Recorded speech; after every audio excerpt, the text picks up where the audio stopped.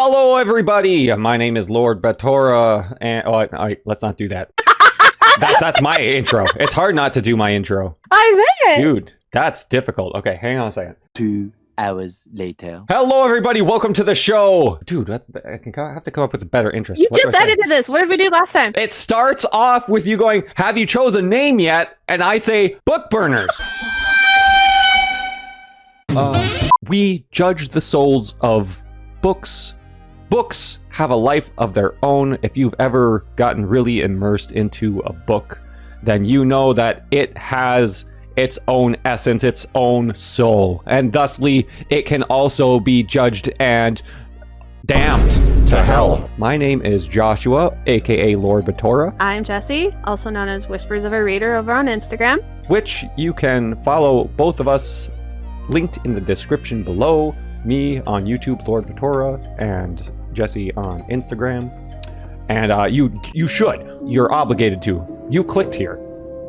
Now we exist as a memetic entity within your minds, and you can't escape it.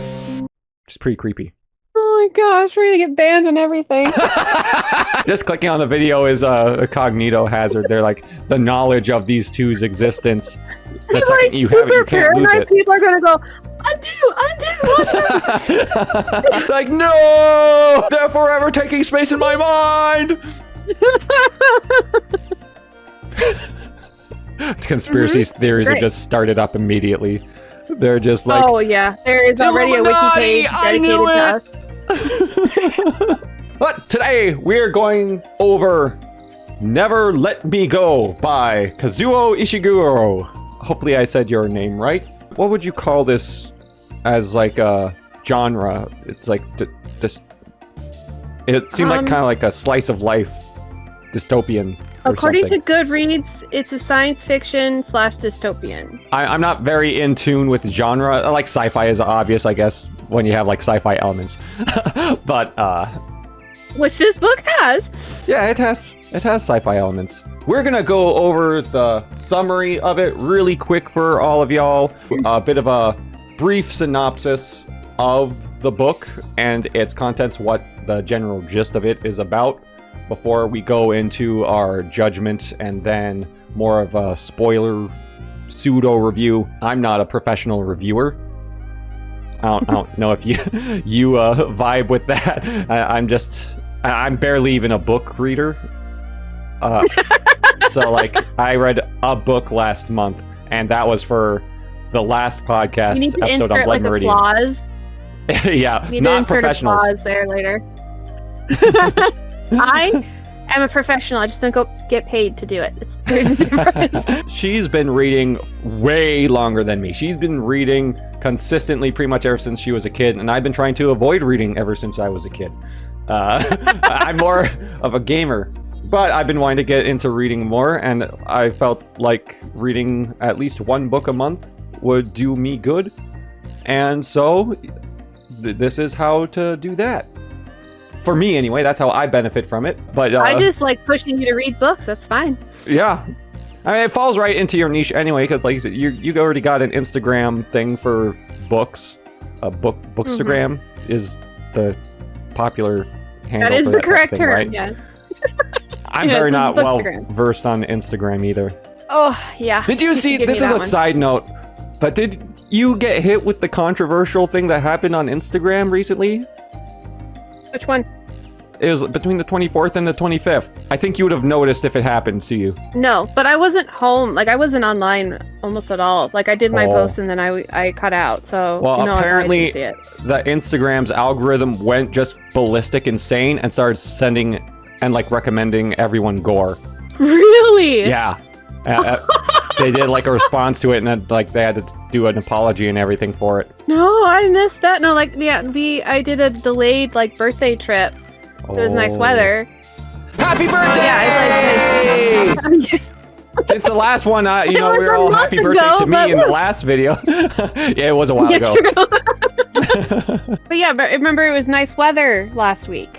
So we ran away for the day, so I had unplugged, so I didn't see any of that. Instagram is such a fucked up platform sometimes, man. Like the and it gets algorithm worse, I swear, every month. is insane. There's still people over there.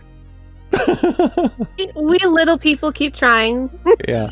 People keep on trying to work with Instagram, and Instagram's just throwing everything they can at them to be like, They're we're like, going to no. be such a difficult to work with platform. Oh, what? You want to figure out how to monetize your following at all on Instagram? Dude, to get monetized on Instagram, you need 10,000 followers and post, I think it was 1 or 3 reels a week. That's get monetized. crazy. It doesn't feel very... I mean, I guess a part of it is like with doing YouTube and all that, I'm always using the desktop for a lot of my like media management stuff for the channel. So it's like Instagram is not very friendly to the desktop application. Well, not even a little bit. Trying to like do a post or something, I'm like, ugh. It's such a chore because it doesn't want to pretty work. much You have to do it from your phone. Yeah. Another grand thing Instagram did, they just changed their photo editing, their did basic photo editing setup, and I hate it so much. Because all I do on mine is I just adjust my colors. Like, I don't put any filters or anything like that. So, I just adjust little things. And then they went and changed it, and it drives me nuts. Just everything is in like a different area or something. They moved it, and then instead of just like, when you go, like, say I wanted to brighten it up. So I go and brighten it, and I hit back. It goes right back to the beginning of all of the editing stuff. Like, if I was still uploading the picture. I'm like, why didn't you just stay in the editing area? Like, yeah. Dude, that's annoying as hell. All that to say, that's... Instagram is where you can follow whispers. We're still there. We're just buried. Yeah. There's a lot of people on Bookstagram and Book Talk and all those associated places that are into the book reading communities. And there's a lot of things that don't get adapted well into movies and whatnot if it just doesn't pander enough to like a general audience and stuff like that. But a lot of the times I feel like stories that aren't just aimed directly at the mainstream are really good and have a lot of thought put into it and a lot of personality to it. It's like kind of an oddball thing if something really authentic and genuine from an author comes out and it gets adapted also. There's only like a handful of things off the top of my head that kind of fulfill that. But like the more personal a story gets and whatnot, I feel like the harder it is to have a big audience. So it's like some stories you only have the opportunity to read it. And I kind of wanted to be included on some of that. So that's why I wanted to get into reading more. And obviously Jesse was the prime suspect for getting me more involved. I'm annoying. I can say that. I'm annoying, and I will talk your ear off about books if you let me. Which I'm sure you have a decent amount of thoughts about this book too. Do you wanna, yes, I do. Do you want to go ahead and go through the synopsis there on Goodreads? We're using Goodreads. Credit to Goodreads for their synopsis, summary, whatever. But we'll just go through that real quick and then add anything to it if we have to. Hailsham seems like a pleasant English boarding school, far from the influences of the city.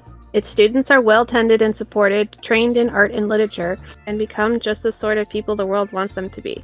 But, curiously, they are taught nothing of the outside world and are allowed little contact with it.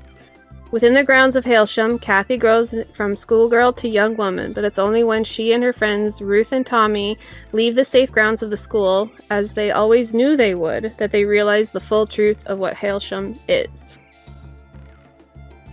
Oh, is that all it says? I like it. That's all it says. And then it just goes into how kidding. That was never short. let me go of the breakthrough. I know, and I'm like, this tells you nothing. It makes it sound like it's a dark academia, which it's not. Let me read also the back of the book real quick too. Yeah, so I'm curious of how different, if it is at all. From Booker Prize winning author Kazuo Ishiguro comes a devastating novel of innocence, knowledge, and loss. As children, Kathy and Ruth and Tommy were students at Hailsham. Oh wait, that's the one. That's what you just read. So that's not the synopsis. That's just the back of the book. Oh wait, you didn't? Did you say this part? No, you didn't read this part.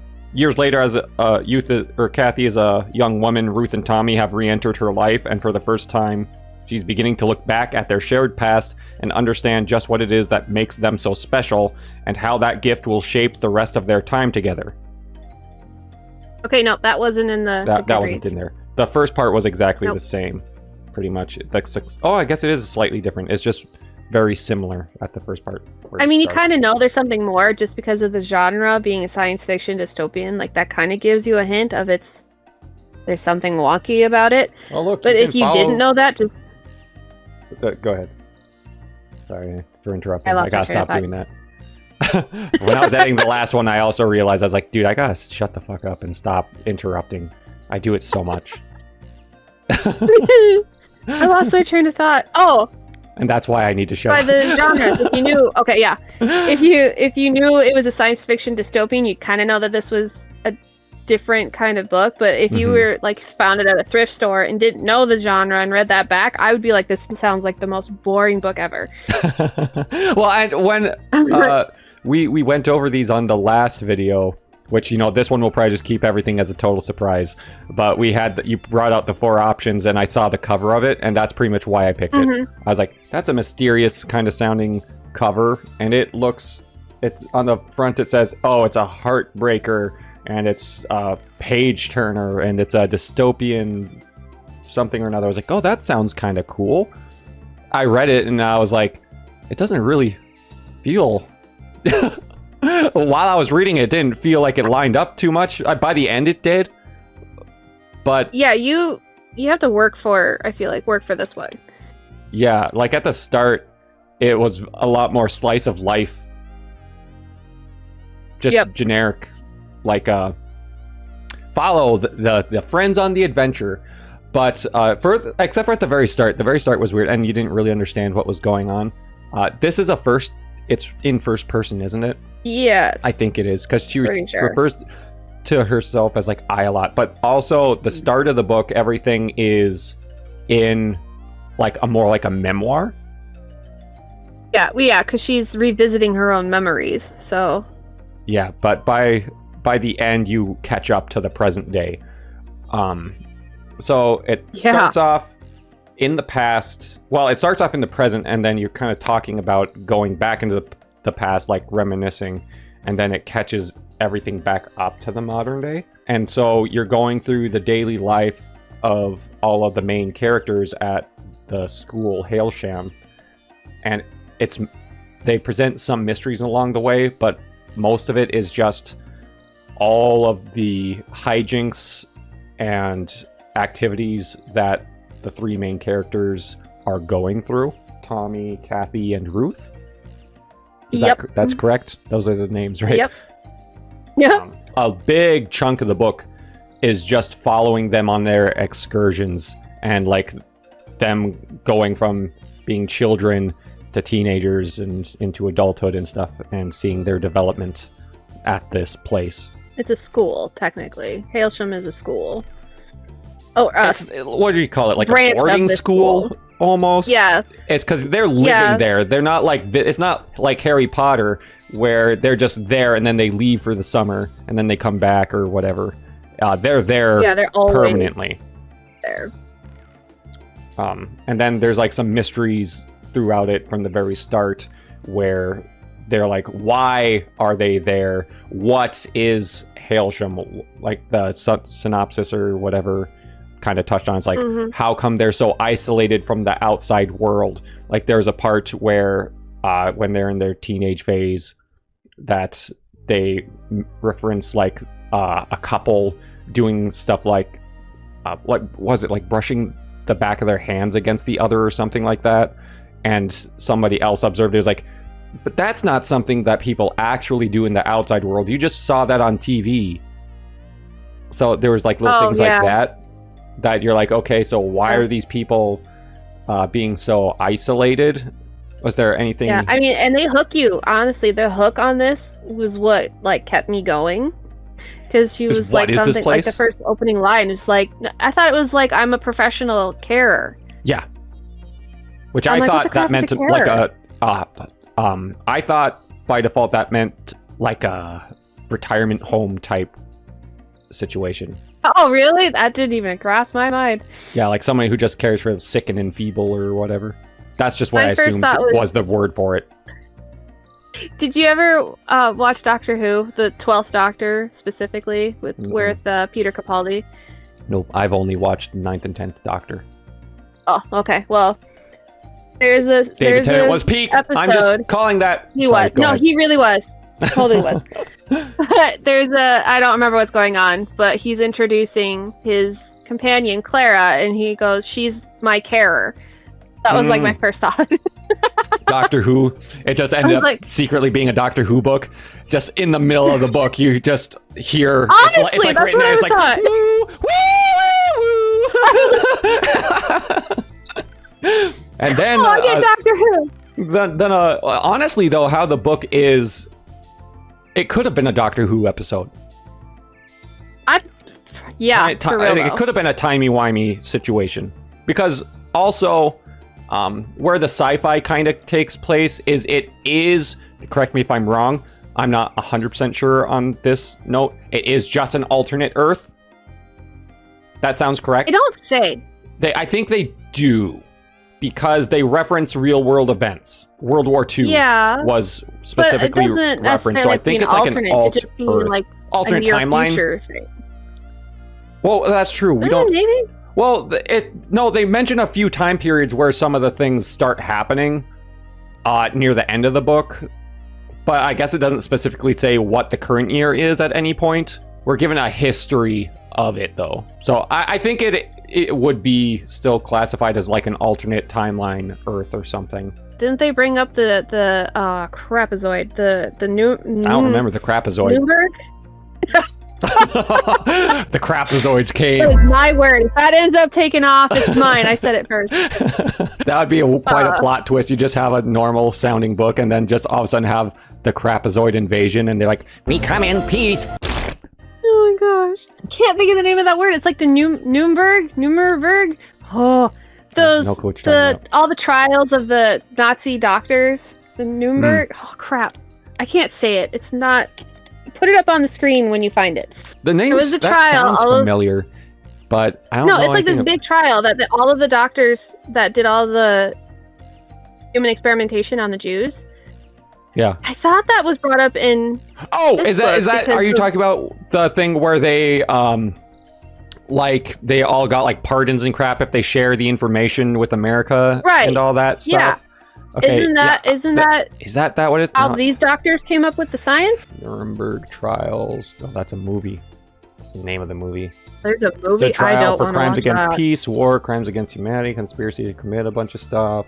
161 were convicted and 37 were sentenced to death. 199 defendants were tried. What? Yeah, it kind of always surprising to me how few sentences, like death sentences, are given, even for the most deplorable of people. Jeez, for real. But, we just talked about the whole share the sciences, get pardons thing. So, just a quick note as I'm editing this in post. The Nuremberg trials, I couldn't immediately connect to the thing where they hired a bunch of Nazi scientists. It seems like that was a separate event with something called Operation Paperclip, not the Nuremberg trials. So I don't think that they are connected from what I briefly researched. That seems like two separate events where they just hired people who were confirmed Nazis. I mean, which still isn't the greatest in the world, but the Nuremberg trials does not seem like it's a part of that. Justice isn't always quite justice. It's can we benefit and profit off of things? I don't remember. It very well could have. Like I said, it's tied to World War II. That's when things diverge from current Earth, as far as I know. So it very well could have, but I don't remember it specifically. I think that is where the science fiction part of this book comes in, is from. Yeah, that goes into spoiler territory, though, so we can't go into that too far. I was gentle. Well, I know. I'm just saying we can't dive too much into explaining it beyond that, where it's like there is the sci-fi elements are also kind of like associated to this alternate Earth idea, where the Nazis have developed things that, as far as we know, have not been developed in our version of Earth. I'm gonna plead dumb on that one. I don't want to know. Don't want to know. But that's the overall gist of it. Like I said, it's first person. We got 3 characters, and there's there's more than 3 characters, but 3 main characters, and they're all interacting. Yeah, there are. And you're unraveling the mystery of Hailsham. Why the 3 are here, what's making them so special, why they're isolated, and what happened with this world. So before we get into more spoiler-intensive areas, I had kind of a realization when I was editing my last video, when we saved our judgment to the very end, that when we're going through the reviews and talking about how we feel about books and mentioning moments, that's kind of a dead giveaway of how somebody's currently actively feeling about the book. And since Sorry if you didn't hear that. Which I didn't explain how our judgment works in this episode, and it's only the second episode. So how the judgment is commenced of whether a book's soul is judged to go to heaven or hell is both me and Jesse need to agree for it to go to heaven. So if we both are like, I enjoyed the experience of reading this book thoroughly, and we both in unison agree that, then it goes to heaven. If we both agree that it's really good, but, and then fill in the blank, if there's one thing holding it back for me or something along that's like, oh, the story was great except that one character killing himself at the very end, and I hated that so much that it can't go to heaven. Something along those lines. Seems oddly specific. Yeah, then it can go to purgatory, and it can pay for its sins and actually atone itself and go into heaven. But other than that, if there's any disagreement, if one person says it deserves to go to hell, if one person says it deserves to go to purgatory, but the other says it deserves to go to hell, even if somebody says it deserves to go to heaven, and the other says it deserves to go to purgatory, it's still going to hell. If there's not total agreement on heaven or purgatory, it's in hell. So most books are going to go to hell. So just deal with that. Yeah, you have to be the cream of the crop to achieve the shelf of glory.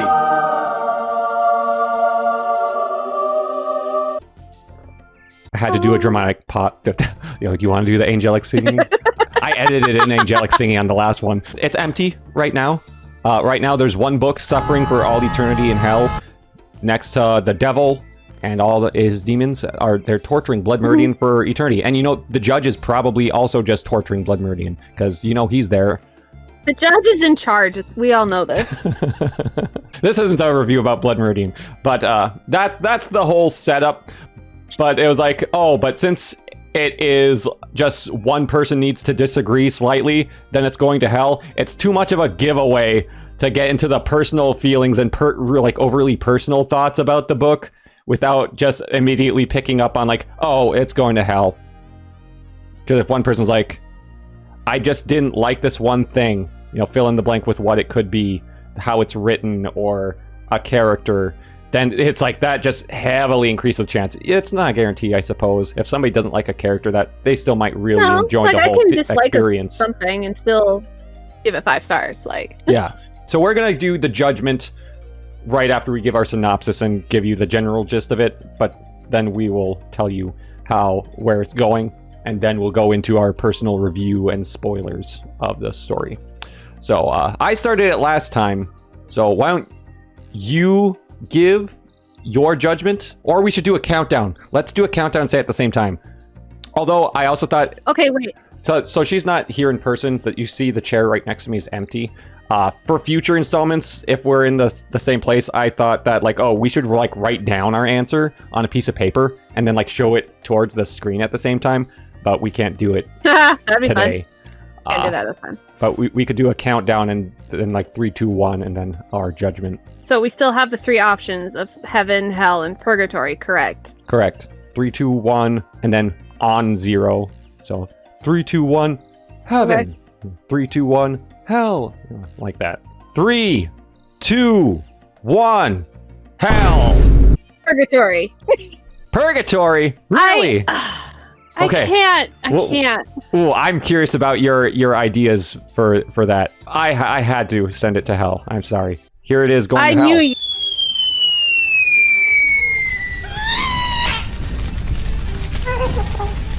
I came you would. I knew you would not like. And this is why this is what I was telling you about. If I was to talk about how I felt about it at all, you'd just be like, damn it, the book's going to hell, and I already know.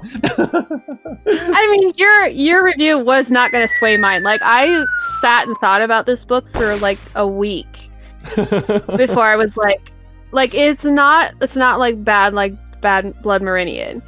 Yeah. But like I couldn't send it there. Like it doesn't deserve to burn. It does though. But it doesn't belong with the fluffy clouds either. It gets what it deserves because Judgment is perfect. Yeah. Mm-hmm. It is. There's no flaws in the system. None Legalism and all whatsoever. that stuff. There's no problems with this. Perfection deserves paradise. And if you are slightly flawed whatsoever, you go to hell. We already have everybody sold that clicked on this video.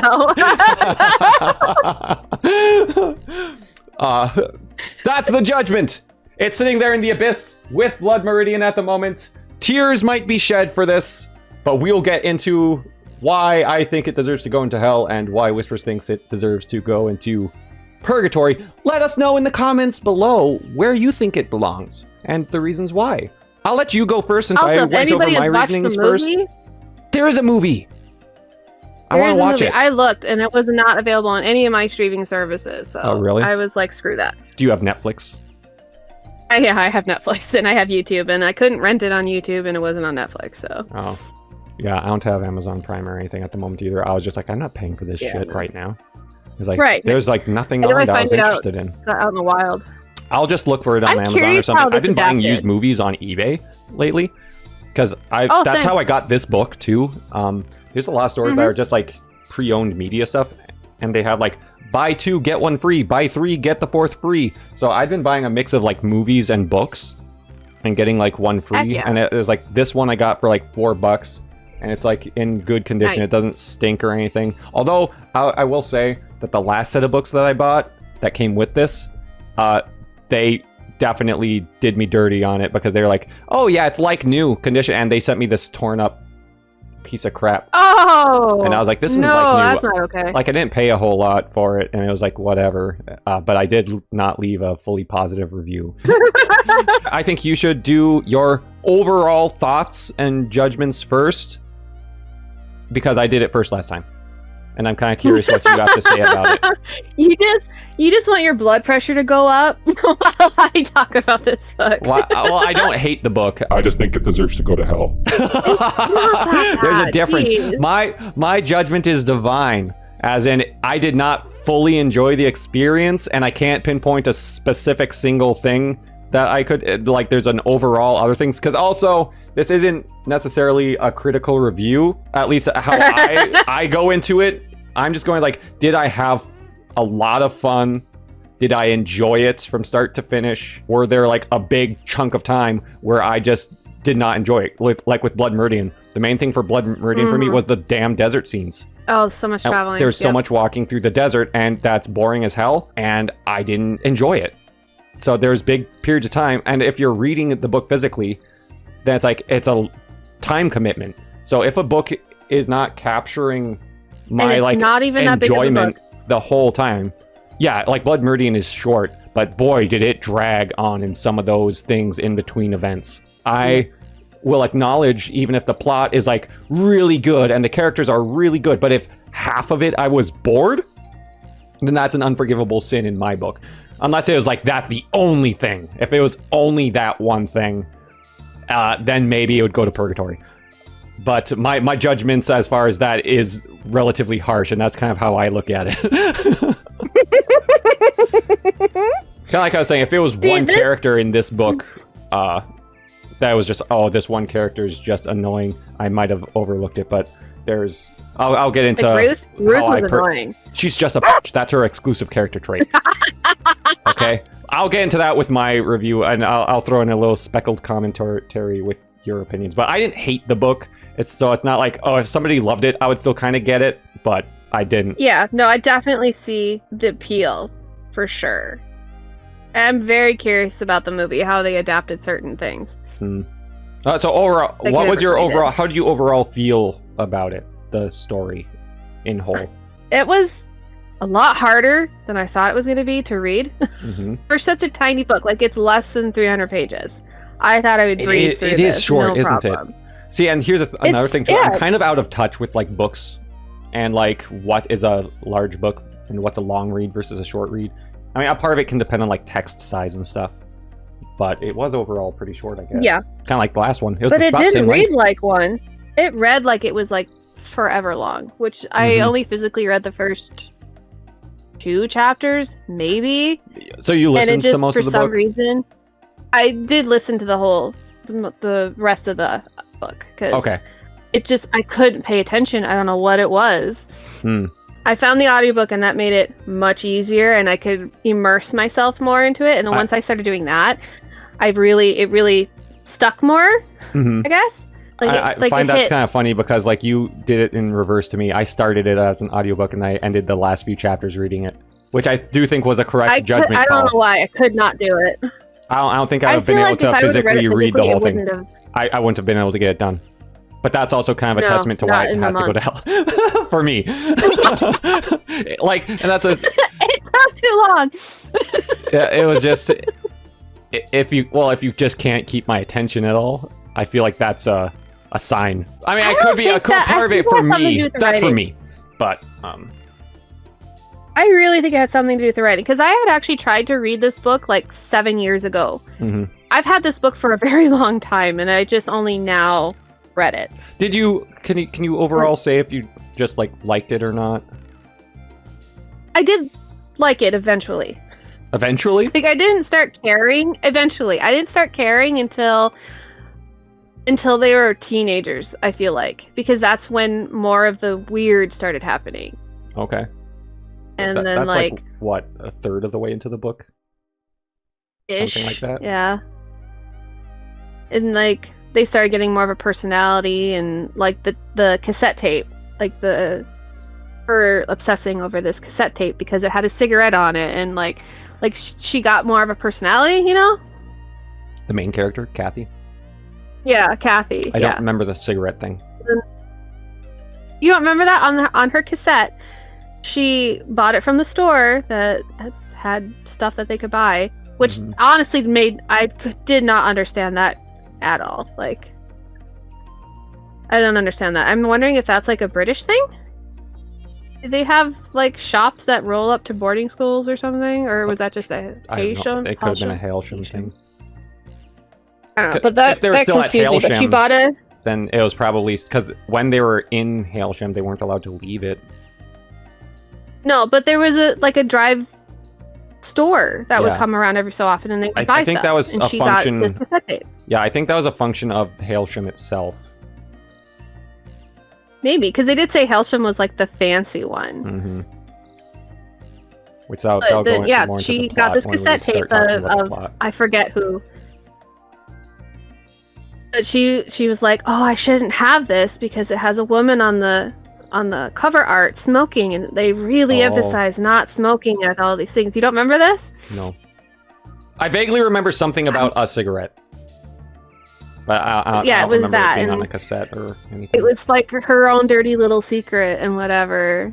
And then Also, full gets disclosure, stolen or a lost good or- portion of this I listened to while I was at work. So there might be small... Oh. Well, there might be... might be missing small scenes here and there if I was, like, helping customers and stuff like that at the moment. And I had to, like, Gotcha, yep. lower the volume or something like that. It wouldn't have been, like, long periods of time. But, like, brief interludes of that missing might have been one information. of those scenes. Because some things are, like, blink and you miss it, I feel like. And then other things they just don't Yep. shut up about for 5,000 years. And... there's a specific thing I'm thinking about for that, but I'll let you know. I'll talk There about were it later. some- I'll let you keep on. I had to back up and rewatch or listen to because I was like, Mhm. wait, just happened. Yeah, it wasn't until about then I started caring, and then as they were getting to adults, and then how Ruth, I mean, as annoying and evil as she was, she got a personality, Sure. and like these characters that were very two-dimensional became three. So then I started caring more, Mm. and then by the end, like I didn't cry. But I Sure. felt heavy by the end of that book, so I was like, I can't send it to hell because You it gained made value me out feel of it. something, and Yeah. right. Yeah, Oh my gosh, that ending! Yeah, the ending is something. My gosh. I also, so on the audiobooks, I told you not on the recording, before we started recording. I was listening to the audiobook just on YouTube, and it was just like very small people, like individuals reading it, like not really professional audiobooks or anything. Just seemed like people that liked the book. But the last 3 were done by like some random other guy, and he like summarized stuff and like kind of threw his opinions in the middle of it, which is why I went back and reread the chapters, because I was just like, dude, I don't want to listen to your opinions on this. I just want Right. I just want you to read the damn book. Right. So I had to go back and reread it. I don't remember why I brought this up. I was trying to make a point, I feel like. Reading it physically at the end. Yeah, I was reading it physically at the end. I don't remember why I brought that up. You said something, and I said that it hit better on the audiobook than I feel like it would have physically reading it. So yeah, the actual ending, I had that stupid like synopsis version, and he did not read that scene, and then I had to go back and read it. Oh my gosh. For the stuff That scene made that whole between book for me. Kathy and Tommy. Oh my gosh, that's so sad. Yeah. So it kind of took the wind out of the sails a little bit, which isn't the book's fault necessarily. It's just the format I was listening to. So that's a formatting issue. That was also that it's was also the an issue wrong because way to read it. Well, it was also an issue for using YouTube freebie versions and stuff, just paying for like an Audible. I bought the book though, okay? I physically bought the book. I didn't want to pay for an Audible also. I actually found it on Spotify. Took some digging, but I found it on Spotify. I don't have Spotify. But you can listen to BookBurners on Spotify, linked in the description below. As if you're not here from Spotify. If you're here on YouTube or something like that. Apple Podcasts, go watch on Spotify instead.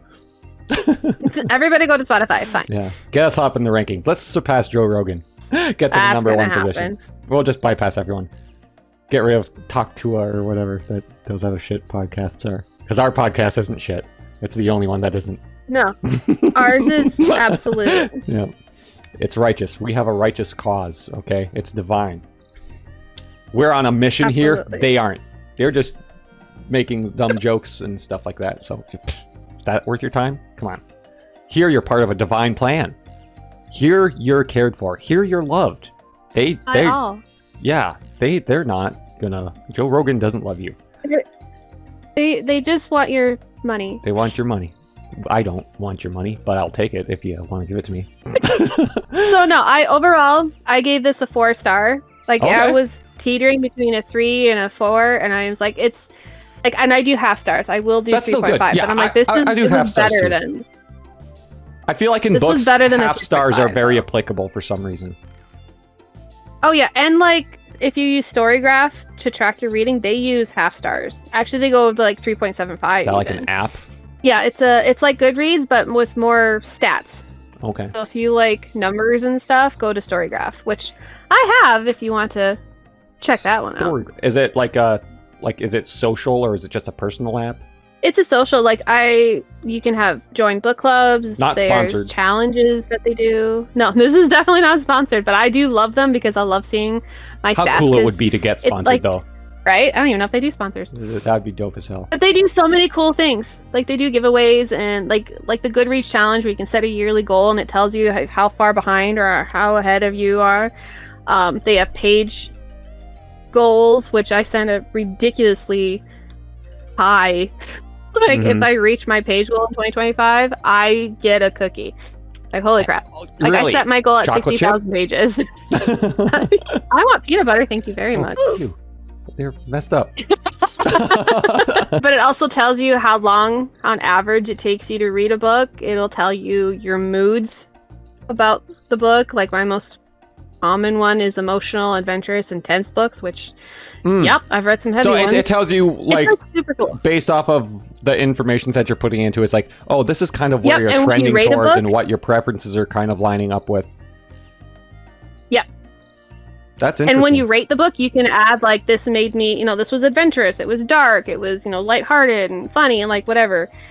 Oh yeah, I love Storygraph. So you can like should totally follow get other it. people and Yep. stuff. Okay, well, It's I guess basically like Goodreads, except theoretically for more. you can find us linked in the description below if you want to follow us on there. I might have an account set up by the time this is edited. I might not. My tray is full.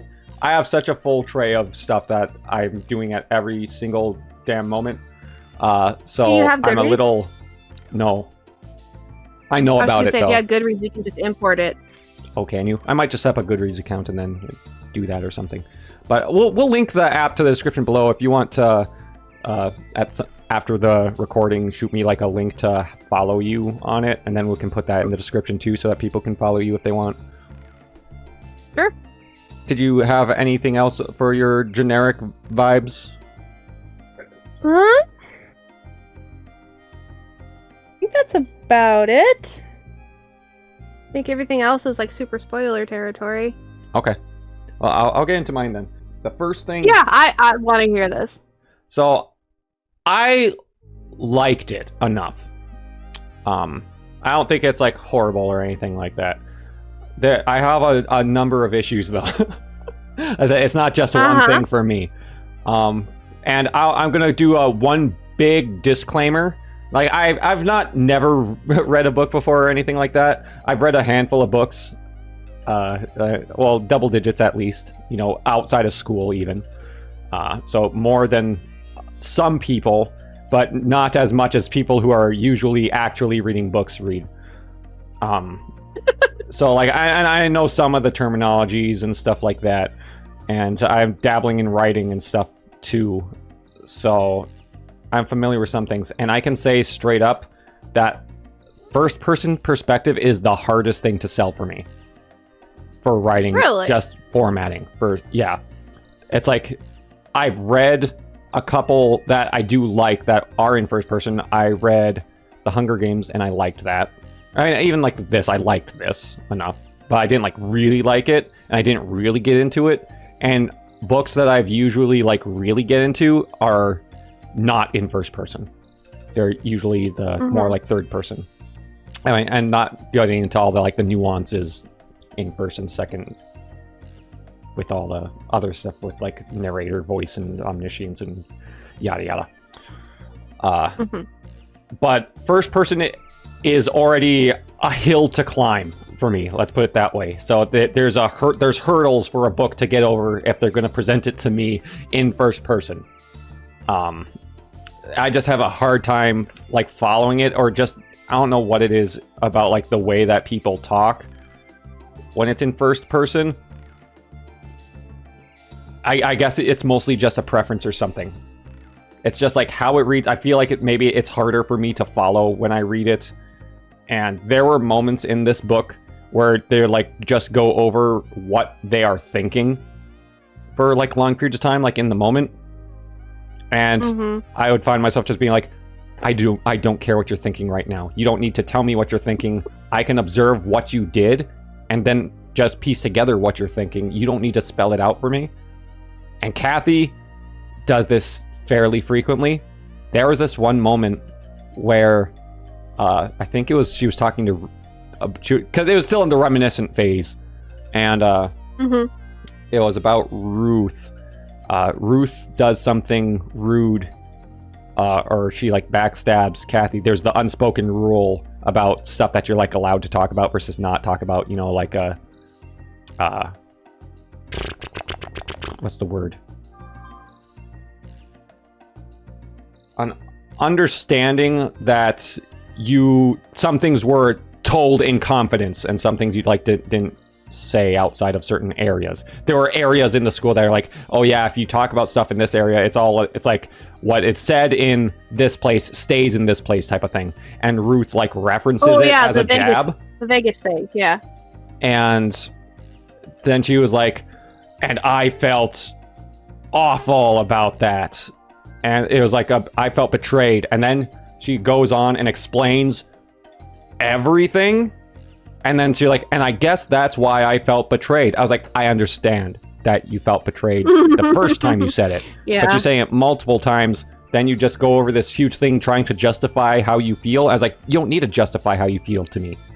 I'm reading the book. I just believe you. And then afterward, and then there's even one moment where she doubles back, goes over that same moment again, and then be like, maybe she was more justified, but I felt like this in that moment, but maybe I shouldn't. And I was just like, shut the fuck up. I hated that because she does it multiple times. I didn't even notice. I noticed because I was just like, when I was listening to it, I was just like, are you still talking about that? Are you still thinking about that? And it's a memoir type thing. Is like, and that's also part of it is, since it's a memoir at the start of the book, as far as like anything that would be spooky or life-threatening or anything like that, which didn't really happen, but like I kind of had an idea as to where all the characters would be from the get-go.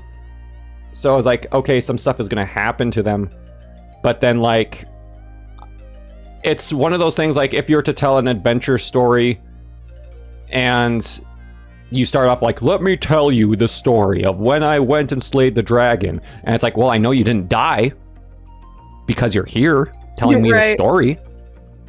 So it's like there's like it takes the anticlimactic out of it. Yeah, there's like a passive removal of suspense and things like that, where once again, if it was like first person but you were in the present and it's not like past tense, which I think that would be correct. This is first person past tense for most of the book until the last few chapters.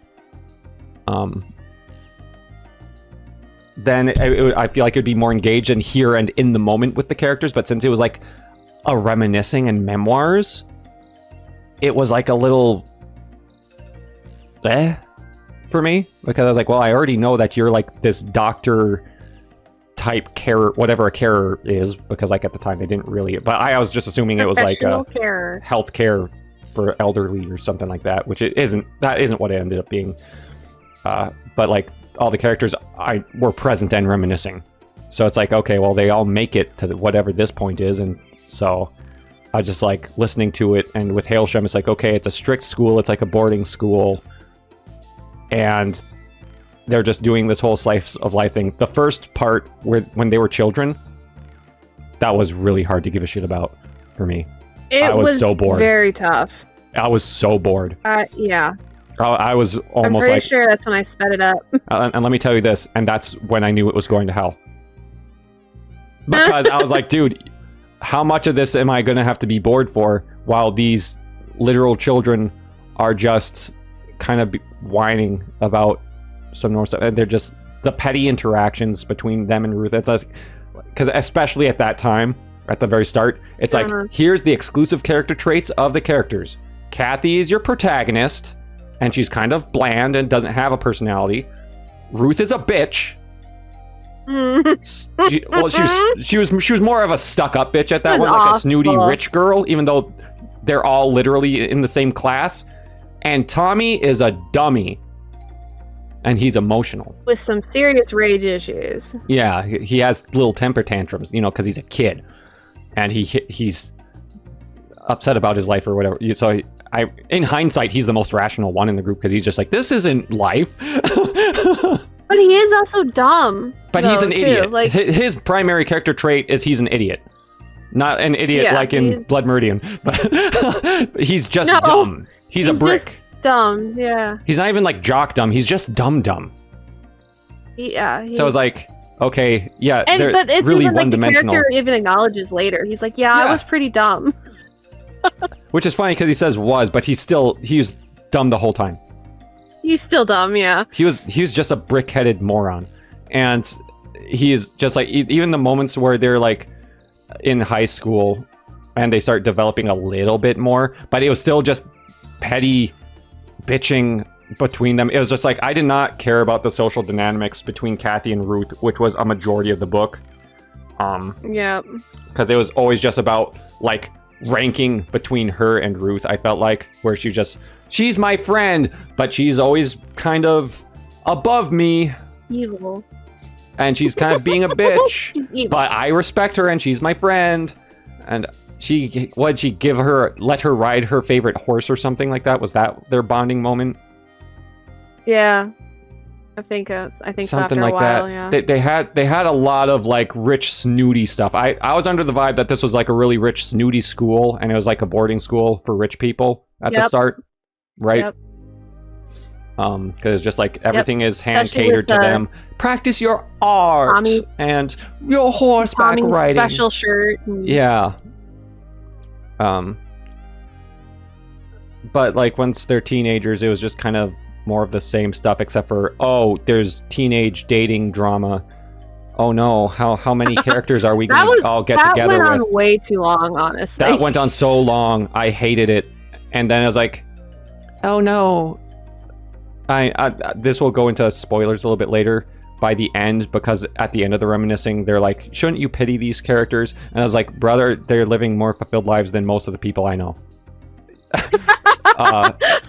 So it was kind of, by the end, it was also kind of hard to feel bad for them. But I'll get into that a little bit more when we get into heavier spoiler territory, I guess. But then once they were adults and you're in the present tense, that's when I started getting a little more into it. But once again, it's shifted out of being past tense, and I think that's a big part of it. Where it's like, it's a really hard sell for me to not only be first person, but then be first person and not present.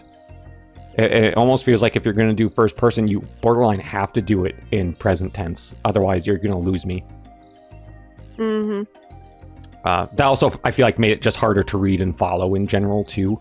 Because they would occasionally like bounce off. And like now I'm going to go into a little bit of commentary as if it's in the present day and remind you that it's a reminiscing and not in present tense.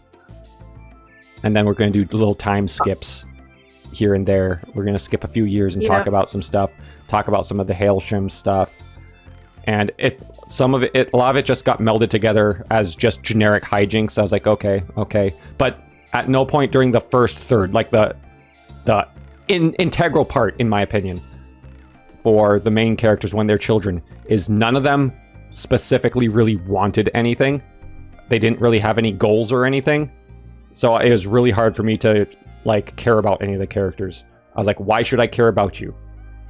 Why? Because the character, except for like the characters themselves, they're like, why are we special? So they had a little bit of an interesting like mystery element that was kind of being introduced. Like, the Hailsham kids are special. We're all special. And it's like, why? Compared to everyone else, it's like, just because you're rich or something? I don't know. Something special about their genetics just because or something. the teachers say we are? Just because the teachers say you are. But like the characters didn't really have anything for me to rally behind. Like for Kathy, the main character, I was like, I don't really know what you want or what your goals are. You're just kind of existing and having your experiences. But so I was like, I don't know, man. It was hard for me to care about any of the characters and what they were doing for like a really big portion of the book.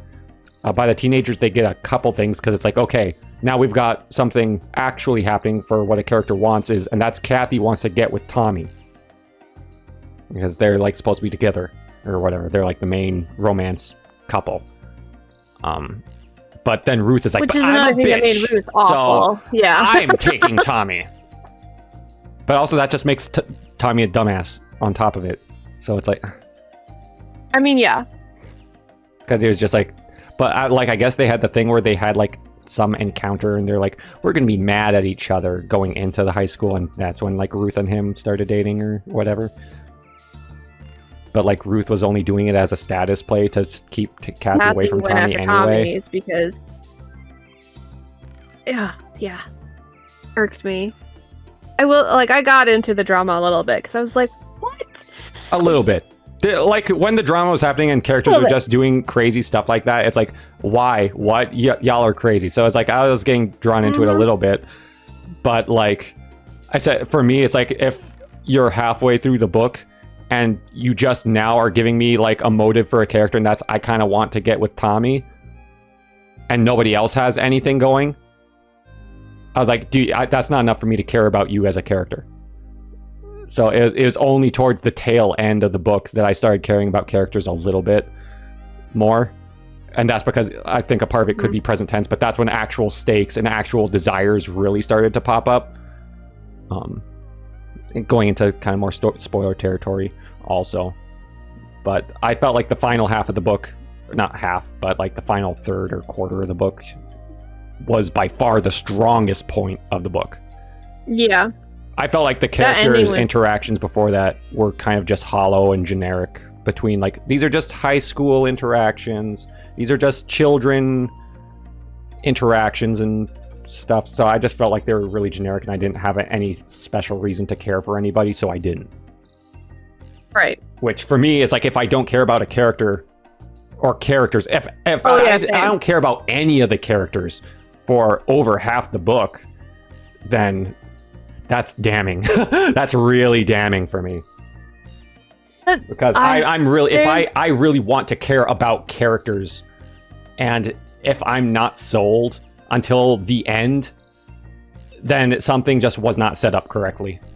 They needed to do something more interesting and more engaged with Kathy at the very start. And I feel like they could have done that too by having Kathy more engaged with the plot elements and like the mystery of Hailsham, but she was just kind of passive with all the mysterious elements and just like is like an afterthought. I mean, yeah. You can still keep everything else. Just like, they could have kept everything else, but just sprinkle a little bit more of that in. Just have a little bit more with Kathy, just questioning things a little bit harder or something. It could have been done on purpose, but I didn't like it. No, I think that was totally a choice. So, okay, we need to get into spoiler territory. Yes. Yeah, that sums up my thing of why, like I said, the final quarter, where it gets into more plot things and explains some things more, is where I started liking it more, and like characters became more 3D. That's when I started liking it more. Yep. So that's why I said overall. Oh, I didn't give. I'm giving it a 3, which is still it's still not good. Terrible. Like I said, it wasn't. I don't feel like reading it was like a waste of time. I felt like there was stuff to be gained from it by the end. But if I was to like drop the book over halfway through, if I was reading by myself and I wasn't doing it for this podcast, I probably would drop the book and just not bothered. You DNF it? Oh yeah, just because of how long it took for me to care about the characters. Like I said, if I'm going through the first half of the book not caring, I'll probably put a book down. I am such a non-DNFer. Like I will struggle bus my way through many books just because like it doesn't happen very often, but if I don't finish it, I'll always think, oh, but this could have been a favorite. It could have been, because I almost DNF'd one of my all-time favorite series. Oh, really? And I'm so glad I didn't. Oh, yeah. It got so, like, after, because it's like a 500-page book, and then we got to around the 200-page mark, and I was like, I don't know, like, I'm not feeling this. Yeah. But I kept going, and I kept going, and by the end, I read the whole thing in, like, 2 days, the rest of it, and then, like, I went out and bought the rest of the series, and I binge-rated the whole thing. Like, I love that series. So I was like, oh, it could be another Discovery of Witches if I don't. Like, if I don't finish it, I'll never know. 9 times out of 10, I still end up hating it, but... Yeah. Oh, and that's kind of just the problem with the nature of books in general, is because compared to watching a movie, it's such a bigger time commitment. Even if you're listening to it, like, listening to... Well, unless you have it like accelerated speed, but even with accelerated speed, a book that's like only 300 pages is going to be like an 8-hour commitment, which is a lot more than a 1.5 to 2 hour commitment for watching a bad movie or something. And you're not only that, but if you're somebody like me, who's I mentioned earlier, it's like I've stacked so much on my plate at one time. I try to be like really productive with all the stuff that I do. And if I'm like watching a movie and I'm kind of just not getting into it, I can still like multitask. I can play a video game at the same time, or I can like draw. I can do chores, and you can't really do that when you're just physically reading a book. You can if you're listening to an audiobook. Like I said, I was at work for a good portion of listening to it, but that was also part of the reason why I did, was because I just had so much to do, and I was like finding it hard to make time for just sitting down and dedicating everything to reading the book.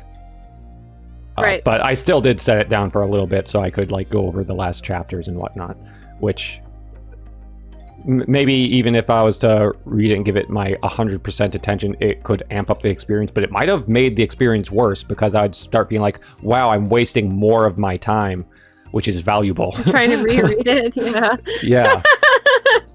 because that's also the thing. It's like when you're exclusively and you're fully focused and like devoting a section of time to something. I will say one thing. I feel like the primary question that this book presents is an existential one. And along those lines, it's like, okay, along with existentialism is a question of time and its value, because it is the most valuable thing you have. You cannot get a refund on time and how it is spent. And which is why I'm a huge advocate for mindfulness and like presence and trying to be actually present and aware of your day-to-day life as much as possible. But it was like the time commitment for sitting down and being like, I'm going to devote 8 hours of doing nothing but reading this book. And then over half of it is, well, potentially longer for me because I probably read a little bit slower than the audiobook readers. I think the audiobook was but almost 10 hours long. It also gets a little bit of vengefulness if I read half the book and then I'm like, you wasted 5 hours of my life so far. I have and I don't want that to poison the rest of it. I do feel like the audiobook was the correct way to go for this book, for sure. And I mean, if you ever want to recheck it out, I can send you the link that I found. Oh, I don't want to reread it. I was just saying, like when making the choice of... Right. And the narrator, she did a fantastic job, honestly. Oh, for the Spotify one? Yep. I don't remember the name of the other narrator, but she did really good. I'm not going to give her a shout out. You can if you remember the name. But let's get into the spoiler territory. 3 stars for me. I think some elements of pacing make me care about the characters sooner. For like a generic review of it, I have more to talk about with spoilers regarding the plot that I have issues with also. Some things are good, some things have big ass plot holes in them. So there's a serious pacing issue, I feel like, too. I strongly feel like there's a pacing issue with this book. But you can go ahead if you want to get started with your more spoiler intensive review about how you felt with specific moments in the plot and all that, the final quarter of the book. If you have any special notes or anything that you want to talk about. Or talk about the characters in depth. Well, the characters, like you said before, the characters for the most part through like 3/4 this entire book. I already touched upon my opinion on all the characters, like I said, except for the more like plot elements of the very end ones. Like I said, I feel like Tommy's an idiot, Ruth is a bitch, and Kathy's just your main character, and she's kind of bland. Yeah, like but I feel like that was done with a purpose. There is an element by the end. I feel like a little bit of it. Right. But sorry, go ahead. I'm trying to, like, the reason it took me so long to like process this book and whatever, because I was like, this is really good. I don't know why this is really good, but this is really good. And then I'm like, it has to be because we discovered that these are all clones. These are clones made to have their body parts sold off. Yeah, or donated. But it's never strictly told. Or don't, yeah, they have donors and your carers. So I feel like when they're teenagers, they figure out that though, right? Because one of the... Well, they're told. Yeah, one of the people tells them, one of the carers. A donor and a carer, and what they want to do first. I mean, eventually they are all told. They're all donors, you will hit a point that you're all donors. Yeah, it doesn't matter what. But you can choose when. Like, they have the element of choice. But I feel like they make them, like, because they are clones, if they have, like, less than person... That's what's special about them, by the way, also. Like, that's the revelation. Oh, yeah. Like, why are these special people? It's just because they're these clones, they're tube children, or whatever. They're test tube babies, basically. And that's where the alt-earth of science kicks in, is they... At some point, they invented growing humans in pods or whatever. They don't really explain how it, like, scientifically functions. It's just... And that's the exclusive sci-fi element also, by the way. Right. And the dystopian, too, because, like, the society knows about them. That's not like they're a secret. Yeah, they don't really talk much about society itself. I would hesitate to even call it dystopian. Well, no, because at the very end, when they're talking to Miss Emily, Mm-hmm. her name, the headmistress that was at Hailsham. It was like, that's why we would take the children's art, because to prove to people that you had souls and you are people. But so they would be pitching these schools to fundraisers. When I think about it was knowledge. Dystopian, I think of like a society that is completely warped and messed up across the board, and it's like falling apart. Warped and messed up. Well, no, because to me, I'm just like, okay, so it's discrimination against a small group of people. Because the whole idea was we invented test tube children, and we're going to say that they are worth less than us, and we are going to profit from them for ourselves. It's basically slavery of like a minority. Because they're like, oh, you're worthless, and we can treat you however we want for our benefit, except for it's a way smaller amount of people as far as we know. And it's for like these clones, and the whole thing is just like, they don't really have souls, so we can do whatever we want, even though there's no evidence of that. They just say that they didn't question it in the book. Except for it's never explicitly said like, how small, because they would say that there were many different schools. They reference a number of schools. There's only 3 schools. The rest of them are just like apparently worse than you can imagine. They're just awful rearing conditions and stuff. So, but it's also one of those things where it's like, but the rest of society seems to be functioning completely normally, or as you would kind of theoretically suspect modern society is. They don't say that's like, and the universe is falling apart and there's disease ravaging the planet or something.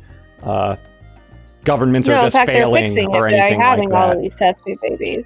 Well, the only difference is that we're told is that they have cures to diseases that we don't have, like cancer, which I don't think getting a transplanted organ from a test tube baby like that would cure your cancer, because I'm pretty sure in tests like that too, your genetic coding has a thing where it wants to just keep on giving you cancer again, which is why people who have had cancer are like prone to getting cancer more or whatever.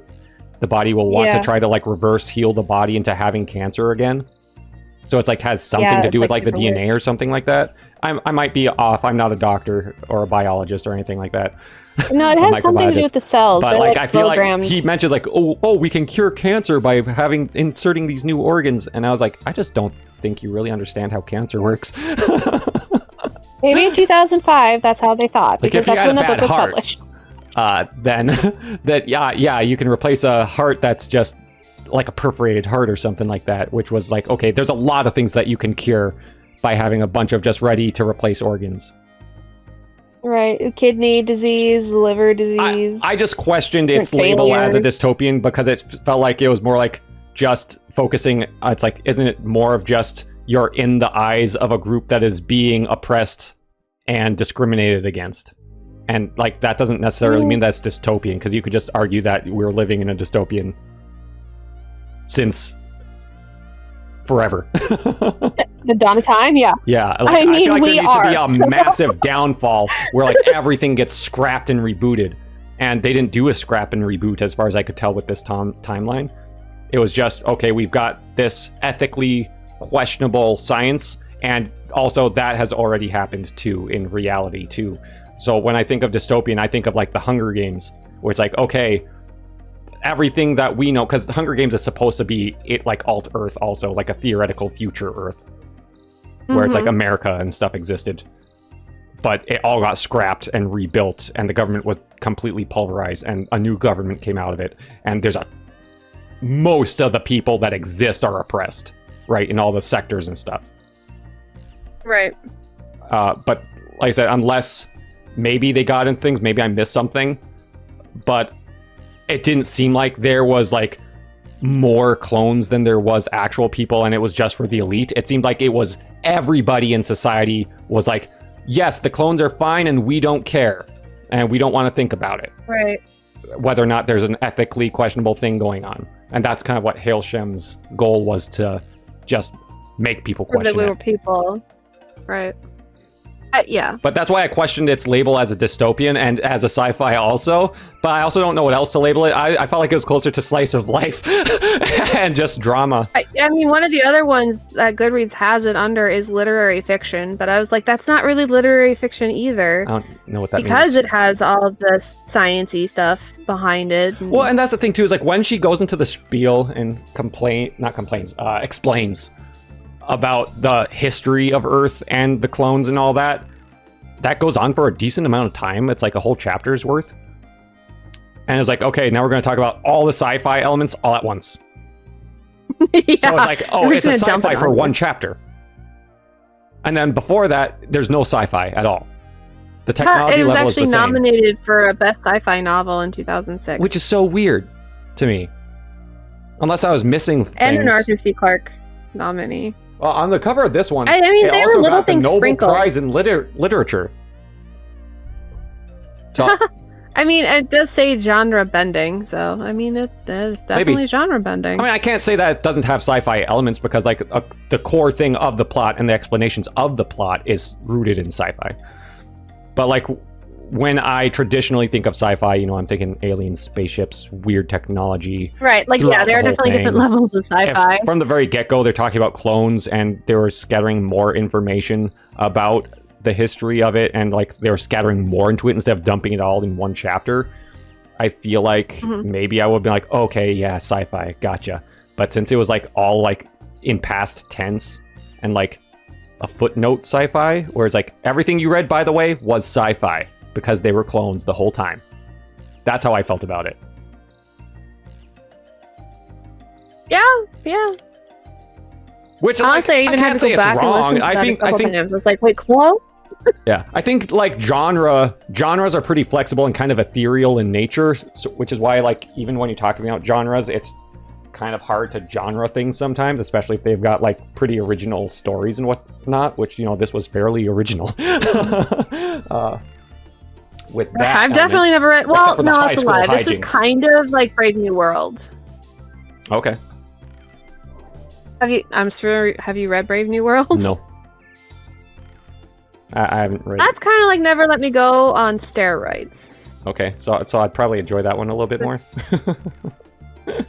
Yeah, but you will not like the format. Oh, darn.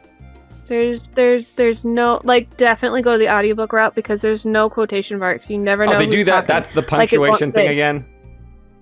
Yeah. Nice. Except for it's worse in that Brave New World because it won't Double be like, nice. Tina said this, you know, whatever. It'll just be like a dialogue and you have to kind of figure out who's saying who. Or who's saying what. Wait, that was a big rabbit It was hole. tough to read. Yeah, It was. we went on a deep rabbit hole. You were, I don't remember what you were talking about. I know I interrupted you, I don't know which how I we got told to the myself at subject the of start of the genres, but we recording did. that I'd try to stop doing. But like, I had a really mind-consuming side note that ended up being what this was. So we were talking about the spoilers and That stuff. happens. Oh, we were talking about how I thought the writer did it on purpose, making the characters so bland at Mhm. the beginning. Because they're clones, It's just an or because they, artistic style. because they were Because like they are trying to clones. make them as generic. Well, I mean, Hailsham was like trying to do the Right. other way around, but they mentioned how like the main carer people or whatever viewed them as clones still. So they're kind of getting Right. like almost like a generic treatment regardless, and then like just kind of by the end they were like, well, maybe you do have souls more, and they're kind of, some of them were wanting to treat them more human. Right. Well, like the teacher that saw Kathy dancing with a pillow, Oh, where the baby thing. that was the cassette, the baby thing, yeah.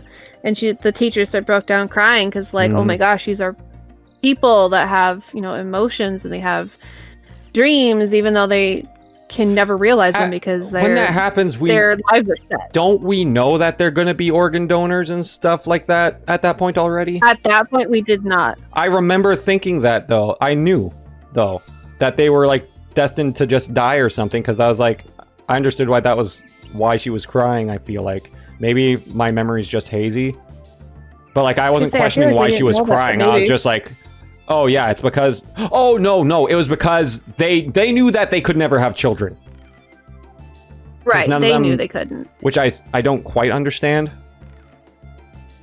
No, it's like They're just Jurassic Black Park. Widowed, They're aren't supposed to they? be born infertile. Yeah. They're like sterilized immediately. Yeah. Which also, I'm just like, I'm gonna call Jurassic Park also and just say life finds a way. Not in this book. Not in this book, I guess. But that has to do with some of my criticisms of the plot also. I'll get into that in a little bit. Okay. So the very end, though. Like, after you learn that they're clones and the carers, and she reconnects with Tommy, and Ruth kind of does 180 on hers. Because she did you says get she's the sorry feeling that and then Ruth dies. knew she was dying? Yeah. She had to have known, though. They say that her first operation or donation went badly. So she kind of knew at that point, because she was probably starting to be like, I'm going to die because that donation went awful. Which I imagine if you had any surgery and it doesn't go well, you would probably be like, I'm going to die. You'd get an existential dread for sure. For real. So then, when I thought that was a great moment when she like pushed those two, and she was like, I'm sorry, I basically took them away from you. Like, I knew that you both had a thing and whatever. So that was, it was a little redemption moment for Ruth. It definitely, it didn't make up for all the horrible things she did. Like, I know full well she stole the tape. For real, right up into the bitter end. She was like, which honestly, she was a slice of life Darth Vader. That's what it was, and I'm okay with that. I'm okay with that. I don't really have issues with it. In fact, I feel like people should do that type of thing more as like a trend. Is like, especially if you're gonna make a character just kind of really annoying or evil, or like with Ruth, just a bitch. Just own it. And you're talking about morally gray, or just not morally gray? I'm talking about like, so in Arcane. I don't know if you've watched Arcane. If you haven't, do it. No, I've been told by many people to watch it, and I'm too afraid to, because I'm afraid I won't like it. No, that's okay. Season 2 kind of drops the ball heavily, so it doesn't make a difference if you like it or not. Season 2 was significantly worse than Season 1. I think Season 1 is a masterpiece, but Season 2 drops the ball so hard that it kind of even tainted Season 1 for me. I still liked it. The animation is gorgeous. I think that's the only thing that no one can really argue. Like, if you don't like it, fine, but like the actual work that went into the animation is a masterpiece, and it's gorgeous. But that's just a visual standpoint. As far as the story goes, I think Season 2 drops the ball heavily. I should say, I am so picky when it comes to animation stuff. Which, like, if you can't get into the animation, I get that. Like, that's fine. Lots of people just can't get into animation in general, even. But if you're, like, into animation and stuff, it's gorgeous. I will eventually. I have so many people shouting at me to watch it, but I'm afraid. I forgot why I brought up Arcane. Oh, my biggest... it was because at the one of the main characters, which I guess would be a little bit of a spoiler if you ever go into it. I'll just say one of the characters who's supposed to be... No, I'm talking about Arcane. Oh, Arcane. Okay. One of the characters, they kind of try to, like, redeem via, like, cheap tactics, if you ask me. Like, to me, I hate it when it feels like an author is trying to force me to change how I feel about a character or how I think about a character, especially like on a moral front. So, like, if a character is evil from the very, like, and they're like going hard into evil, but then they're like, oh no, but they're not really. They're like a victim or something. You have to feel bad. They're actually a good person deep down inside. But I was like, but they did so many completely irredeemable things, and they don't. There's a certain nuance. You're talking about like when they make Venom a good guy. I can't really give you a reference point for that. I know Venom is never like a good guy. He's just an anti-hero, though. They eventually made him an anti-hero, but he got so popular that they're like, we can't keep him as a villain. I don't mean like that. It'd be the opposite. It would be if characters really made it worse. So imagine, if you will, I'm going to go back to Star Wars real quick, because this is what I'm saying that you should do, is you should just do a Star Wars with your evil characters if you want to try to redeem your characters. And make them, like, commit atrocities if they're, like, really evil. In Star Wars, imagine you have Darth Vader doing all of his evil stuff, right? and he doesn't do this heroic last second gesture just because it's like, it's my son and I'm just gonna save his life. And that's not even like very heroic. At no point can you say Darth Vader is a hero. He's like still the pinnacle of villainy, but it was a last second connection to his what was left of his humanity for his son, right? So it's not even, you're not even arguing if he's a good person. I mean, he probably shouldn't have become a good guy Force Ghost or whatever. That's kind of BS. But regardless, if you're to be like, oh, his son just changed his heart at the last second, and that's all that matters, or whatever. It's just a final moment of redemption. Sacrificed his life to save somebody else. But there's another approach that has happened. It's like somebody's evil and they're like fully evil and they're doing like atrocities and stuff, but then they just try to throw things where they just kind of out of character start doing good gestures even though they have not done it in the past, and then they're like, oh, you're gonna have to feel bad for them because we're also gonna just start treating them as if they're more of a victim or something like that. Like if they tried to do that with Darth Vader, if they're like, oh, but his childhood was so bad. And then they have him start like, I just love dogs. I'm going to have a buddy dog. And it's like trying to force you to empathize and view him as a human, even though they've committed mass atrocities already. And it's like unforgivable. But then they're going to be like, but you just don't think about it. We're not going to address it. And they're not going to atone for things. And at no point do they like have to pay for it or face any consequences for what they did. And they just want you to be like, no, they're just good. They're actually good. They're just kind of misunderstood or stuff like that. It's like they downplay a character and they want you to still treat them as if they're like morally good characters. They just made mistakes or something. And it's like really downplaying something. And that happens in Arcane. And I hated it so bad. I hate it so much. But Ruth... So you wish they would have did with Ruth, where she was just they did it with Ruth. They did it right. They did until the very end, before she died, and I think that's fine. No, but she was even after she was like, Kathy, you need to be Tommy's carer. Like, you're good for each other. You need to be together. Maybe you can get the exemption. Blah blah blah blah blah. Yeah, like saying that stuff would be like Darth Vader saving. 2 minutes after that, in the car ride, she's yelling at him again for I don't remember what. I was like, did we not just have this beautiful moment, and then you're going? Yeah, but she's still a bitch. So that still rolls. That still rolls with what I was saying. Is she had a little redeeming moment that shows like, okay, there's a shred of humanity in Ruth. Yeah, no, she was, like I said, she was just a bitch. So it's not like she was not human or whatever. She was just the type of person that you hate. And they exist in reality. So it's like... she's that mean girl in school, and everybody knows that mean girl. She's the type of person who has issues, and she takes it out on everybody else, and is like, she can't take accountability for anything. So she's just mean to everybody else and has to put them down. She has to always feel like a step above everyone else, which shows that she has insecurities. And to be your bestie behind everybody else's back, like, because they would have like her and Kathy would have. You know how many times I was just like rolling my eyes and be like, "You're such a bitch, Ruth. I hate you." But I liked her still as a character. Yeah. Enough. She's special. She stood out the most for me out of the three. Which, like I said, I'd rather you being a total bitch and that being your only character trait like Ruth than Kathy.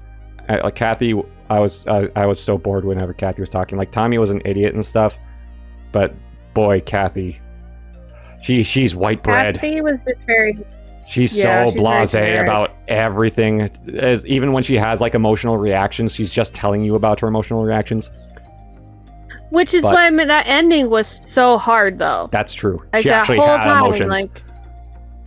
Like, she allowed herself a moment to break down. She was like, I will give myself until, was it sunset or did the wind stop? It wasn't even that long. I forget how long it was. It was such a moment. And she was like, I finally let myself cry. And I was like, oh my gosh. Like, it just hit. Because you knew she was because she said she's going to go into donor like tomorrow or something.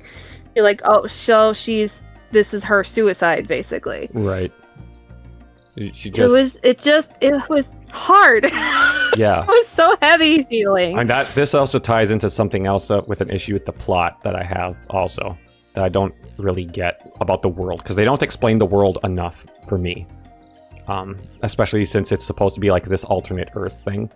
Once again, kind of tying into the dystopian stuff, is like the setup I just found really unbelievable. Well, after they explained it, and after I thought about it for a little bit, I was like, this doesn't make that much sense. And that kind of takes away, it's like you kind of just have to accept it. And oh, yeah. like there's a lot of plot holes. If you would have had the setup. Doctor Who moment, you would have.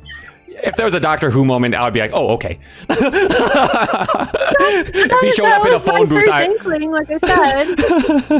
Okay, this is a Doctor Who episode, I don't ever want to see that episode, but like, it kind of. Here's I'm gonna give you my biggest plot hole. If you're able to clone and just raise like whole humans, right, as like these clones, and they're not like. Here's the thing: I'm not a Star Wars fan, really. I just know it. I've watched the movies. I reference it in movies and stuff because of how big it is, and I'm familiar with a lot of things. And a lot of things they do right, but they do a lot more wrong.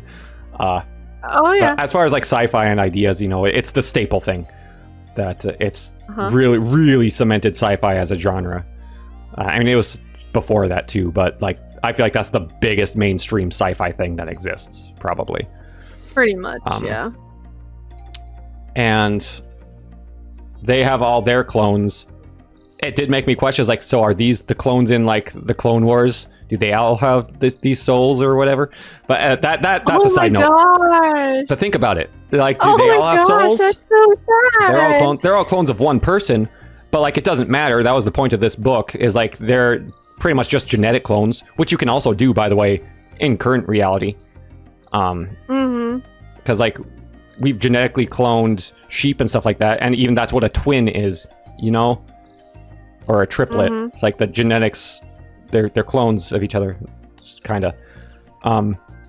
But I was getting the vibe that this is not the same as that. I was like, okay, these have to be like pod children, like you grew them out of nothing, right? Aside from like some genetic material or nothing or something like that, they couldn't have been. They're just genetically identical to somebody, but they're still like birthed like normal children and all that. Did they even go over that? I don't think they ever went over how they're like born. Well, they talked about their oh crap, what did they call them? I think they might have referred to them as like they're raised in like a tube or capsule or something, maybe.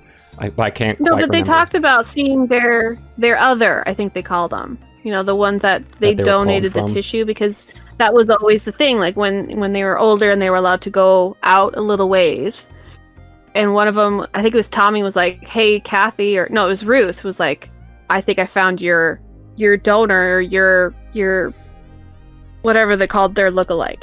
And they would like stalk this poor woman, and they were like, "Oh, she is nothing like." I think it was Ruth. Yeah. Well, because that was the whole or point. whatever. Was like the art and stuff was nothing like the person that they got their genetic material from, which is the whole like they actually have souls. But thing. they did have like actual human, like they weren't just poof out of nothing.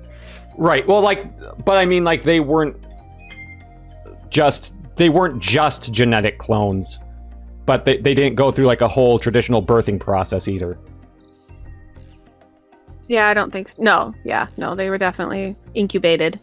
Because, like, I feel like otherwise, I mean, then it's like, if it's anything other than that, then that's just an additional plot hole. Like I said, I don't think they explicitly tell you if they're in a tube or if they're birthed, like, no, they wouldn't tell you that because Kathy wouldn't necessarily know that. Yeah. Like, I'm just assuming. But then I'm also like, okay, if you can do that, I think it's a lot easier to like just grow an organ from scratch than a whole human. If you have but it probably science, takes less time. Maybe. But that's stuff that just doesn't get explored. They don't answer. They don't. I mean, yeah. I mean, This is something that I'll just say you about could go the into author all kinds and of stuff the into plot from the author's perspective, Yeah. right? Is the author had this idea of clones and did not bother exploring beyond that as to what that would imply in a real world scenario. Because how everything is set up, like I said, even when it comes down to like discrimination and stuff, and down to her explanation, they kind of just go, man, don't question it. Like, oh, we just invented the science, and before anyone had a chance to question it, it was here, and now we, deal with it. I mean, that's And what happens a lot of times. science though. there's no way that the science moved so fast that people weren't able to question whether or not it was inhumane to do all this stuff to a human being, or something that looks like a human being. I just don't believe it.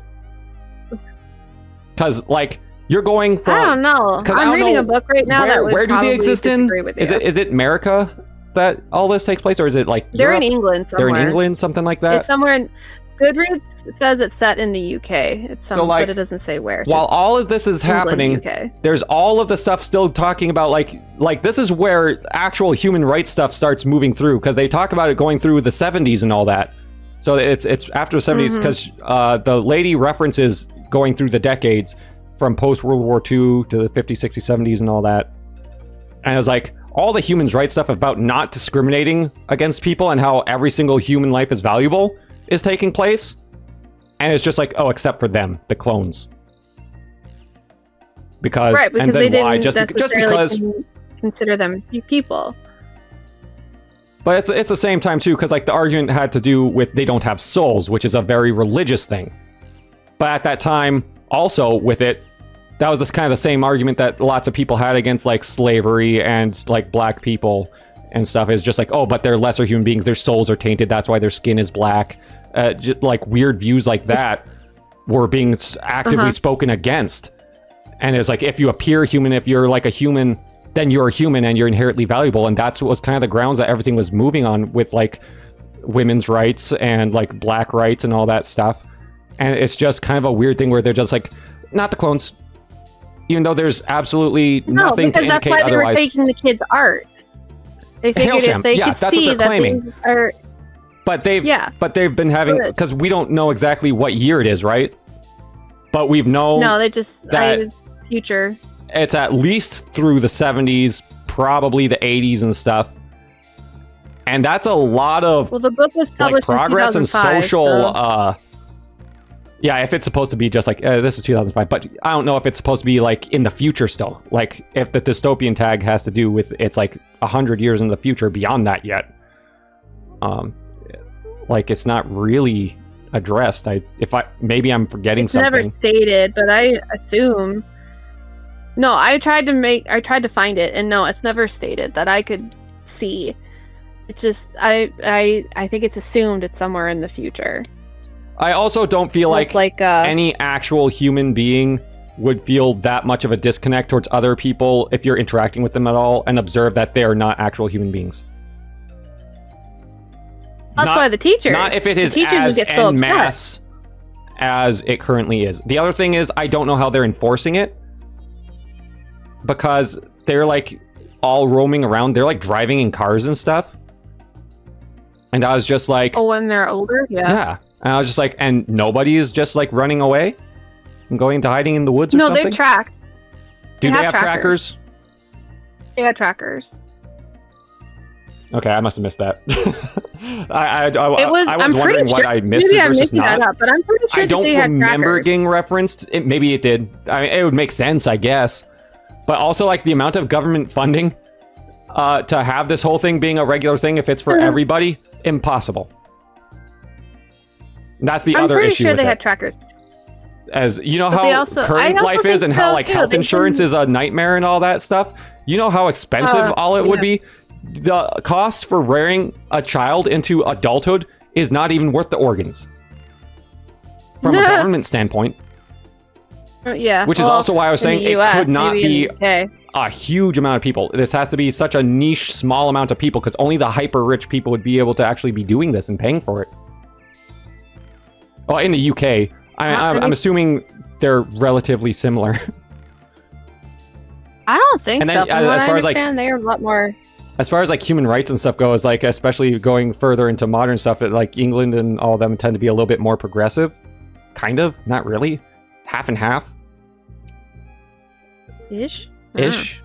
I feel like probably not in everything, but it's just the setting confused me and they didn't explain it. Like I was like, how are they enforcing all this? And this is kind of where I was getting at with the life finds a way. It's like you're telling me that they 100% guaranteed did not ever lose any children. None of them ever got away. None of them ever managed to have children of their own.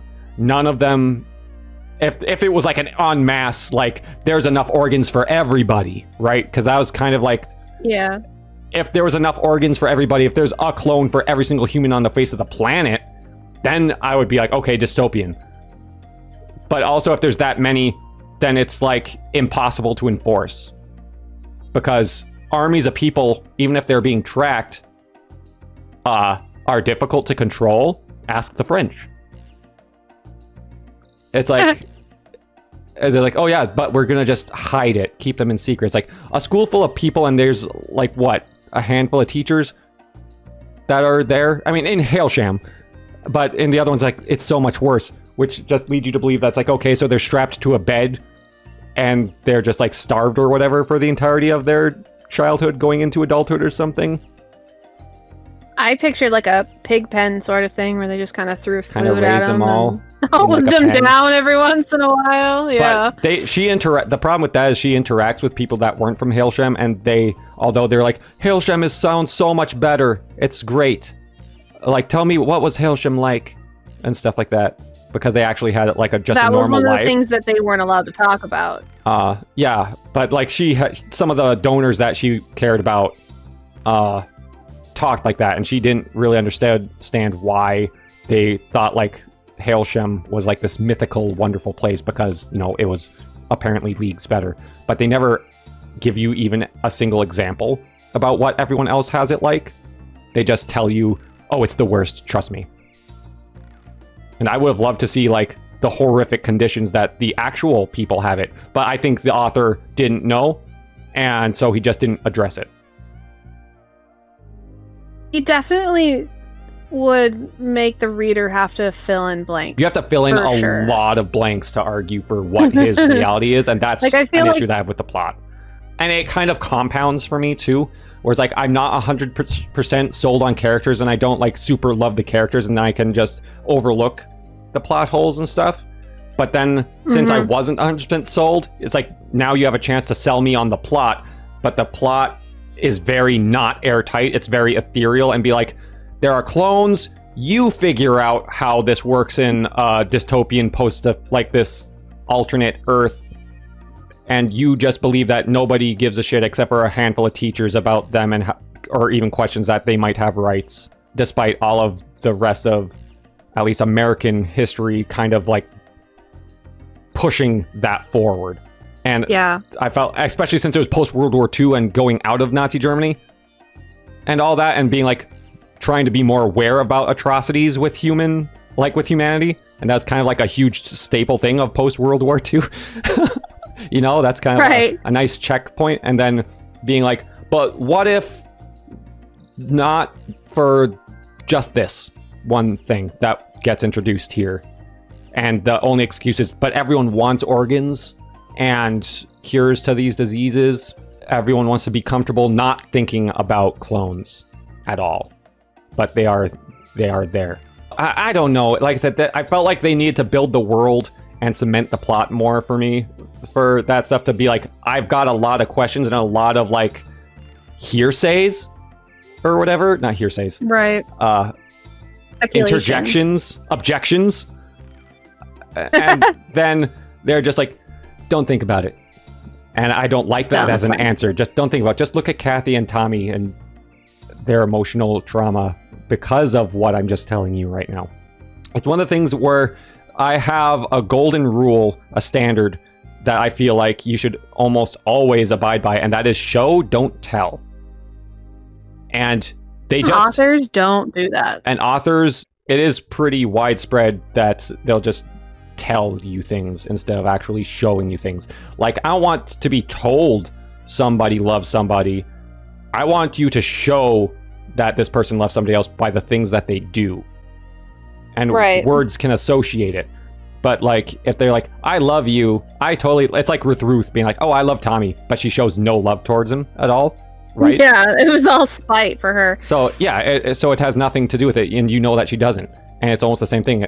But with the plot, that's the same thing. You can't just tell me that this is the world. Show me that this is the world. Have a moment where Kathy pushes the boundaries a bit more with what she's allowed to be doing and is trying to figure out more about how horribly the other people are actually being treated, and how, if it's actually like this totalitarian nightmare government that's enforcing this stuff, how that actually plays out, and how like they're being tracked, and have them try to escape and have them being tracked down. It's like, you can't escape, and then they give up after they try to escape, or they just try to do something.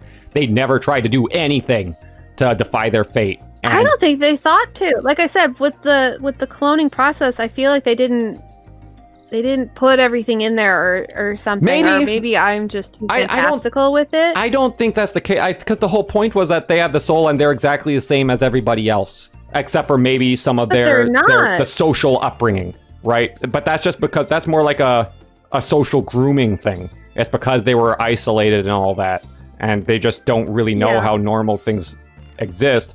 But I don't think that they would not have an instinctive will to live. Because they do, because they're like, we want the deferral, we want to live longer. So they clearly have a will to live. They're just not willing to do anything or make any attempts to escape. But it's like they still don't have any fight. I mean, they have the want. Something. Like, yeah, they want the deferral to stay so they can be together longer or whatever. But it's still, like, even at the end of the book, he knows that eventually she's going to become a donor, and she's going to be... what did they say? She's going to be erased, I think they call it. They don't call it death. They call it something else. Well, they just harvest all of her organs. Well, yeah. That's probably all at once. What's happening. But I also didn't understand that. Why don't they just... I don't get the partial donation thing.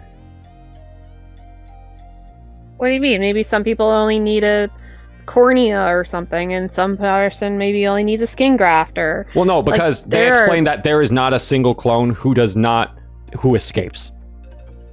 They have 4 donations, primary donations, that they harvest organs, and then they say, theoretically after the 4th one, but that doesn't actually happen. They just harvest the rest of your organs and you die. Everyone dies, 100%. They don't have any hope whatsoever. I think she goes, or one of the ladies says that or something. I think Emily surviving after the 4th organ donation does not exist. They just take the rest of your organs and kill you, essentially. That's why I say I don't understand the 4 organ donation stress on the rest of the body.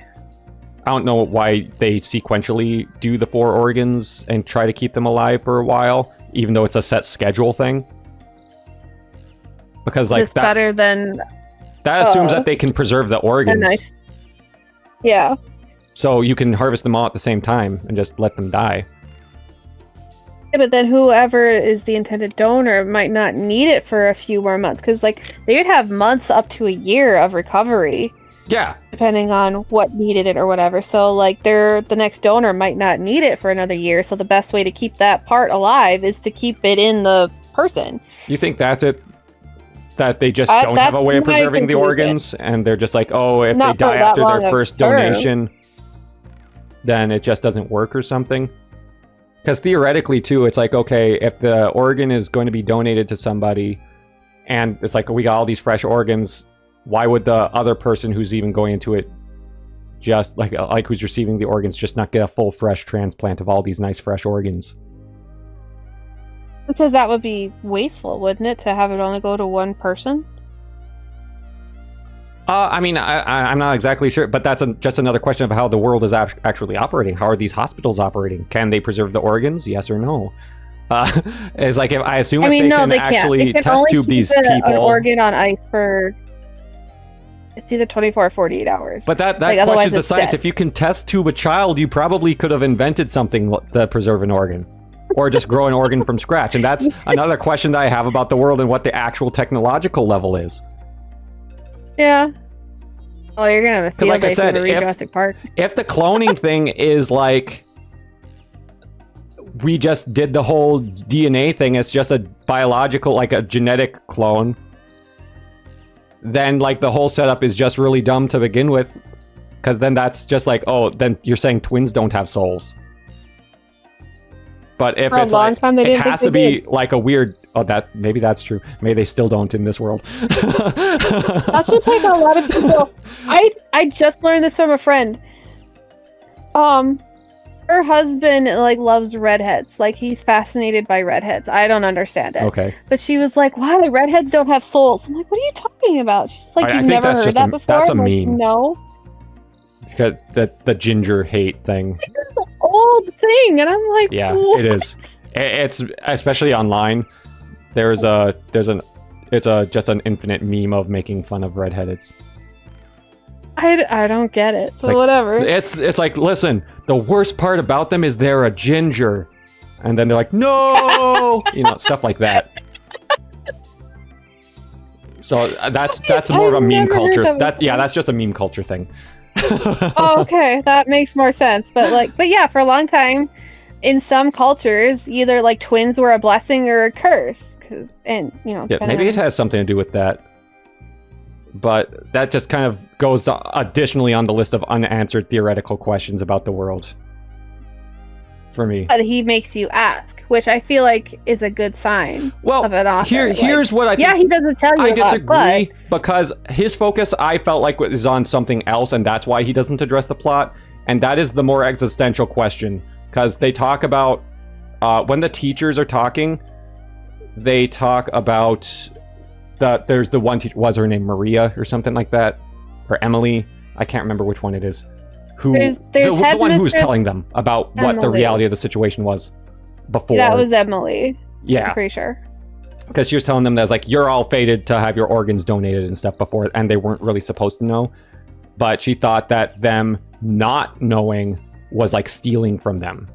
So it's like it presents like a question, an existential question, as to if you had the opportunity to know when you were going to die, how would you live your life differently, right? And because these people, they know exactly when they're going to die. Well, the main characters did. They know when they're going to die, when they turn 30 or something like that. I can't remember exactly when it was. But there was an end date. It was like, it was like 30, between 30 and 35, I think. I think it was Something like in that. the 30s, was like, and you live 30 years and then I was like, oh, you crap. donate everything, right? And so like the question being presented is like, how do you live your life? And they're like, your life would be better if you were ignorant about everything. And that's why we didn't want to tell you, and why we had issues with her, and why she had to go, because they disagreed. They felt like their lives was better, and it was more humane to leave them in ignorance so that they could just focus on life and be present with the lives that they were trying to give them as is. And Emily felt like that was stealing from them because they didn't know the truth of the situation, which is correct. I'm with Emily, because then maybe they would have actually had the guts to fight for themselves a bit more or something. Because I guess that was the whole idea too, is like information suppression for all of them, is like, except for the people who had it worse. So it was just in Hailsham that the information is suppressed or something. Yeah. But that kind of goes to the not really going into details about the world itself. But I think the author's focus is more on questions like that, where it's the emotional questions, which is also kind of where they engage Kathy and Tommy, and like it's more about the emotional journey of all the characters, and it's not really about all of the other elements so much, which is also kind of why it's like it's not heavily sci-fi, and it's more entering like the slice of life territory, if you Literary ask fiction, me. yeah. Because I feel like the main questions being asked in this are existential, and also questions like if you could cure all of your diseases in the world for a small group of people, and they're just having them be in the shadows and everyone's comfortable with it, like, would that actually be something that people would be okay with. So it's more like theoretical questions to consider in your life, I feel like, is the author's end game kind of like intention. Yeah. But the existential one, I think, is the biggest thing. It's like, if you knew you were going to die versus not, is it better for ignorance to be bliss, or is it best to just enjoy life as it is in the present without that knowledge? But we already do that, like, as people right now. Like, we all know eventually we're going to die, and there's a lot of people who do not consider that question at all, though. And that's what I mean. Yeah. Is like, if, for me too, it didn't hit that hard because I've been in a state of existential crisis since I was like 10. And I've just been like, I'm going to die. My time is running out. When I was a kid, I would cry to songs, like country songs that are like, you're gonna miss this, and just talk about like stages of life. Oh, I hate that song. You know, I hate that song because it would kill me. Yeah. Yeah, but I was just like, dude, as a kid, I should not be feeling like my life is slipping away, and I feel like most people don't feel that way. But I did, and that's where the constant existential crisis thing is. Like, I was very aware that time is limited, and I'm gonna die someday. There's a ton of people who have not considered that once. Not even a little until bit. They hit into like their later ages, like the later aspects. Once death starts coming closer, they consider it. But like, I feel like when you get sick or something. This book was kind of like trying to do that. It's like, have you asked yourself the question, what if? It's like, how would you live your life differently? But it's just giving you to the medium of this like kind of dystopian thing. I mean, they also pose the ethical question about how you treat people for your own benefit and stuff too, because like I said, I felt like there was kind of a 1-for-1 for just discrimination in general too. It's like, they're clones, therefore we can treat people however we want, because we can treat somebody as if they're worth less than me, which is the exact same thing as discrimination and slavery and all that stuff. They're different, and since they're different, we have decided that means we can treat them as if they are less than me, and that's just kind of the cornerstone of all discrimination, is the idea that people can have a variance in their inherent worth, not like financial worth, just like worth as a being, the worthiness of existence, essentially. And it's like, that's the cornerstone of like all human atrocity, is the neglect of the idea that everybody is worth the same inherently. All men are created equal. You know, that's the whole idea that has even just pushed all progress forward for humanity.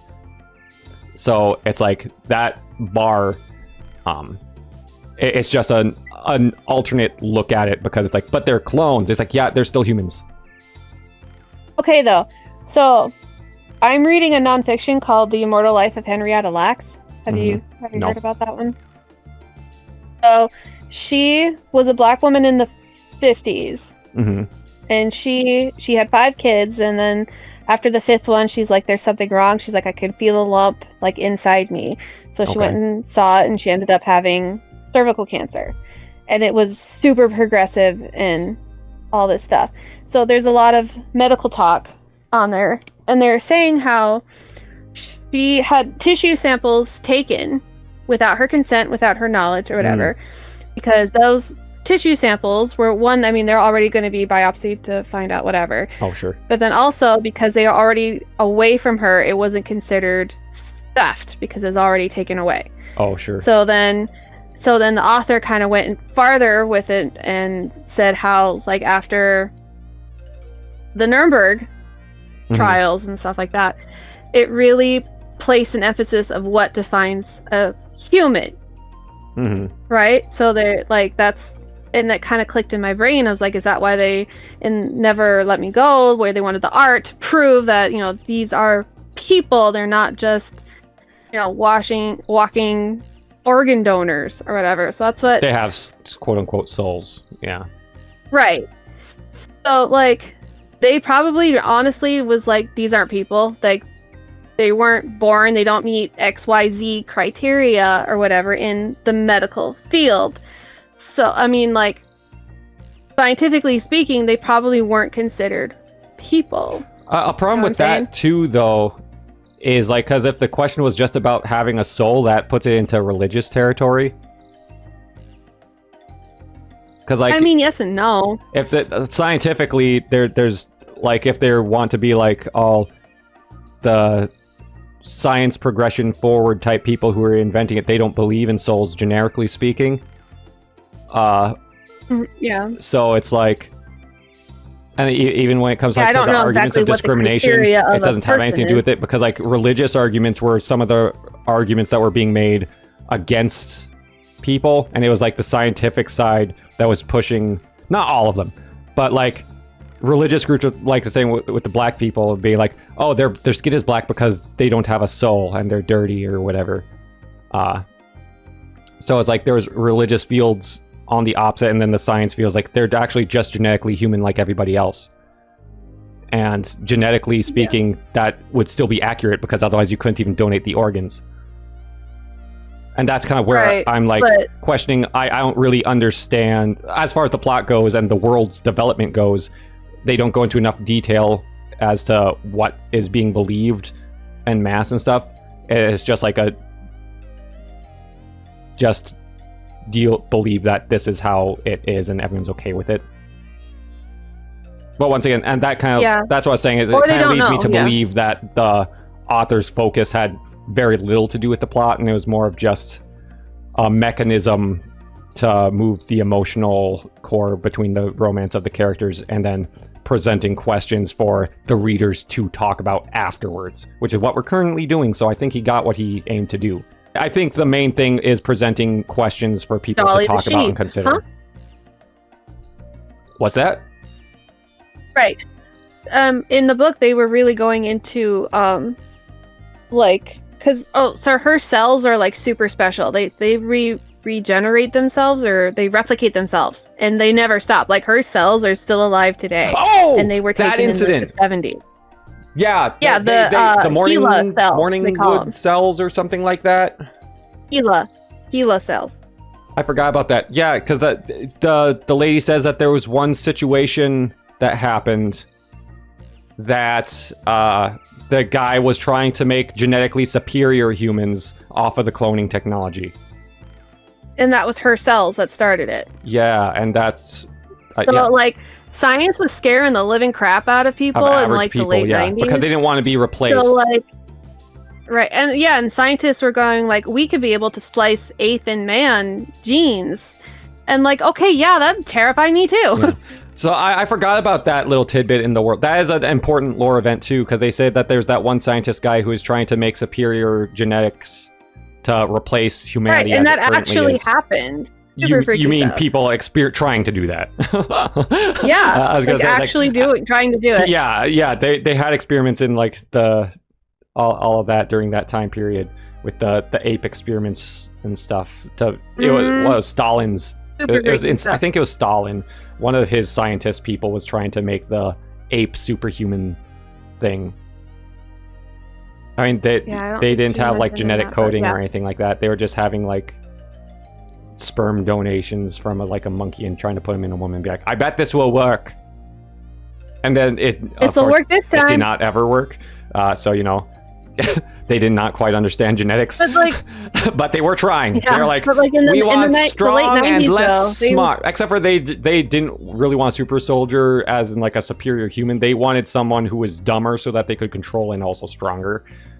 So, they're just trying to make obedient, super strong soldiers, which they're like, gorilla and man, dumber and stronger, which also would just make them harder to control, you'd think, because if they're dumb, usually dumb people are more prone to like violence and crime and stuff too.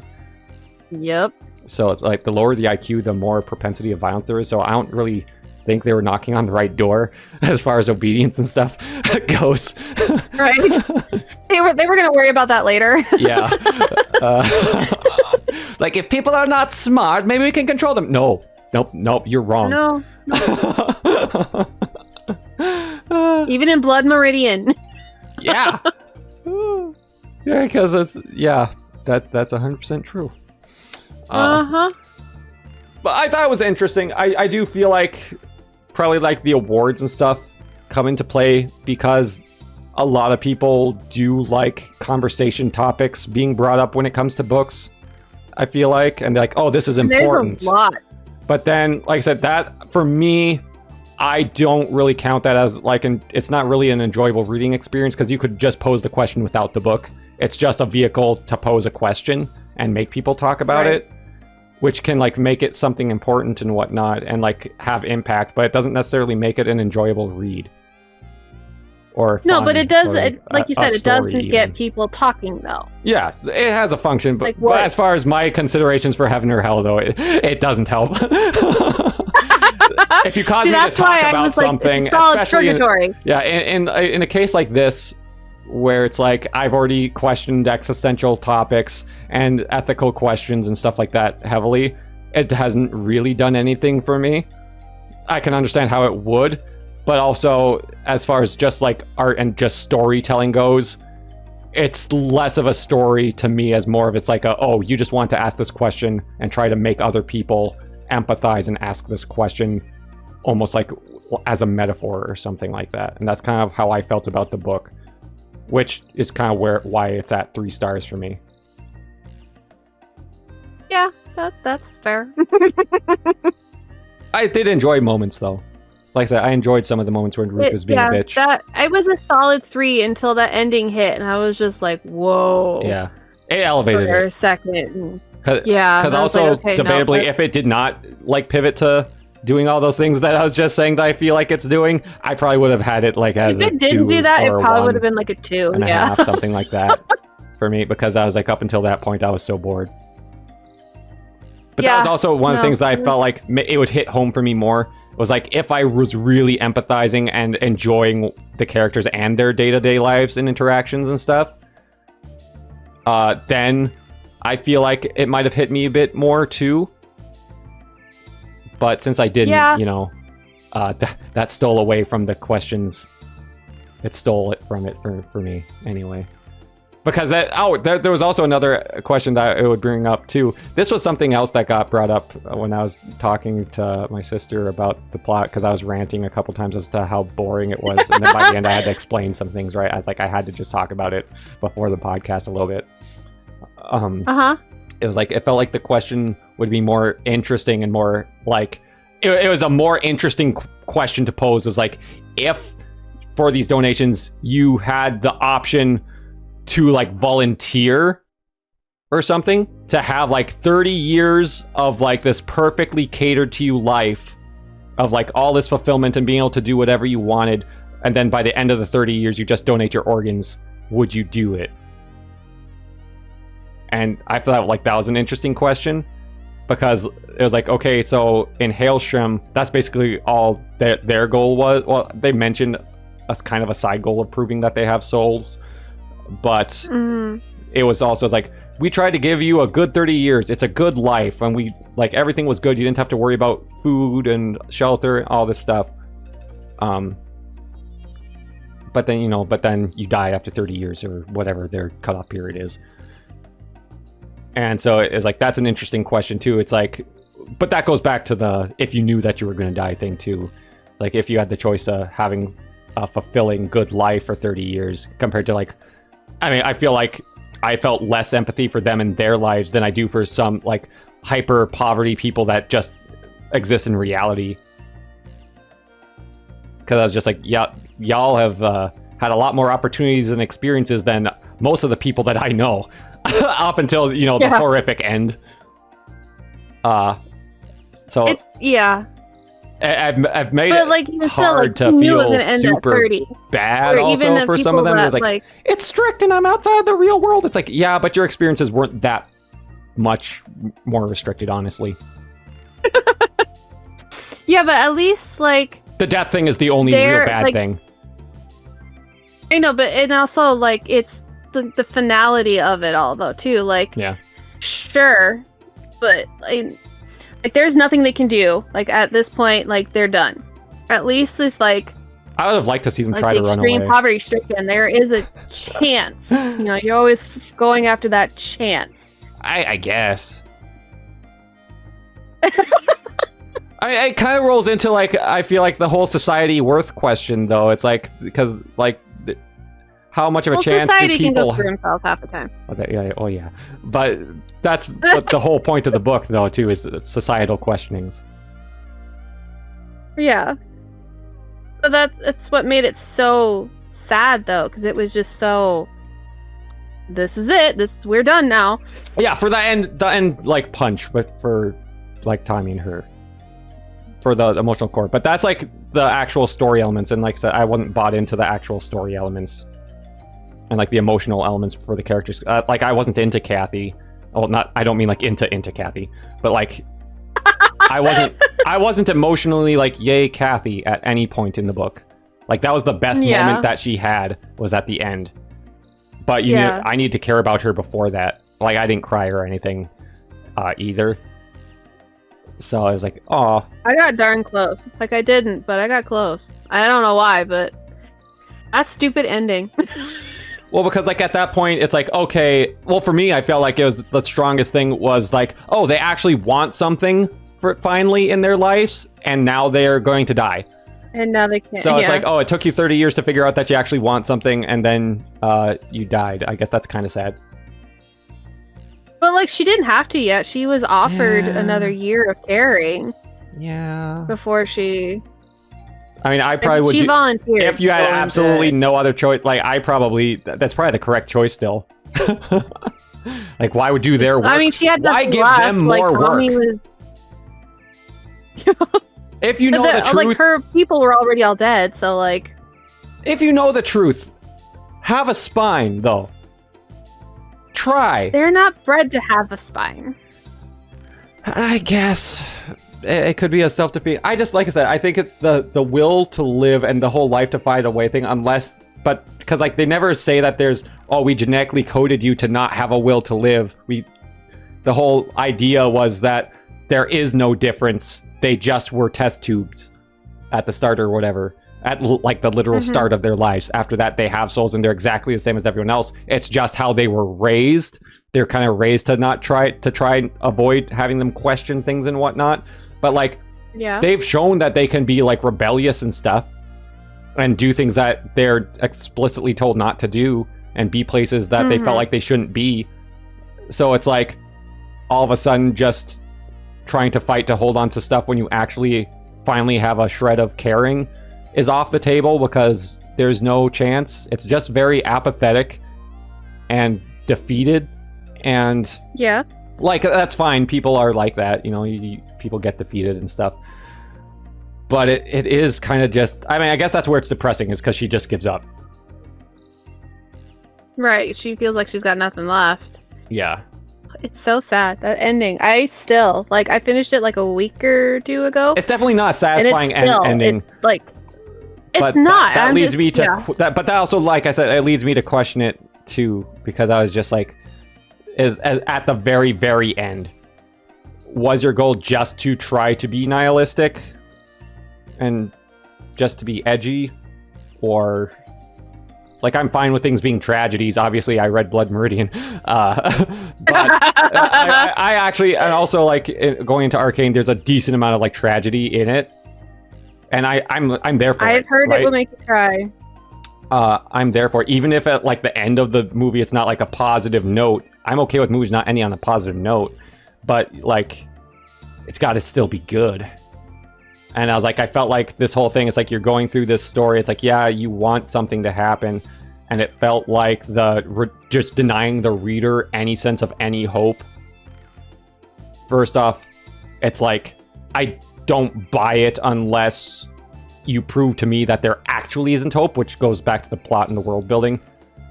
But it's just like, it's an emotional giving up, and that's all you're given. And that's kind of like, oh, okay, that's sad and depressing. It's a sad and depressing kind of book, nihilistic. I mean, I also just, like, generically speaking, it's like, because they're like 30, right? Ish, yeah. 30-ish. And she's just like, well, there's no more Tommy. Guess I'll die. It's like, life can't have any meaning beyond the romance. I mean, at max, she only had another year anyway. Yeah, but, unless she fights for her life. Because she's free to roam and drive around and stuff. They're free to drive to other states. They said she's personally driving to other hospitals and stuff. Yeah. They don't talk about, like, a security state. They don't talk about how there's just 5 billion officers around every corner. or they don't I mean, talk about it being a surveillance that they state have to check in. at like the It's hospital. mentioned they have to check in certain areas. But yeah, but then you'd just be on the run, and you would just be what do you call it when you're running from the law? On the run? Well, that's not the right word. There's a word for it. Yeah, you would be on the run.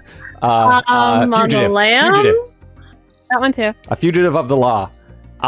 A bunch of people could, if all the carers, because maybe I didn't interpret it right. It seemed like anyone who becomes a carer, which seems to only be clones who are these carers, are able to drive between the medical facilities as needed, and all of the carers know the truth definitively. So, because she said, no, they absolutely do. She says at the start of the book, there's like some people don't have the guts to be a carer because of all these donors dying and stuff, and then eventually, they have to be donors and all this crap.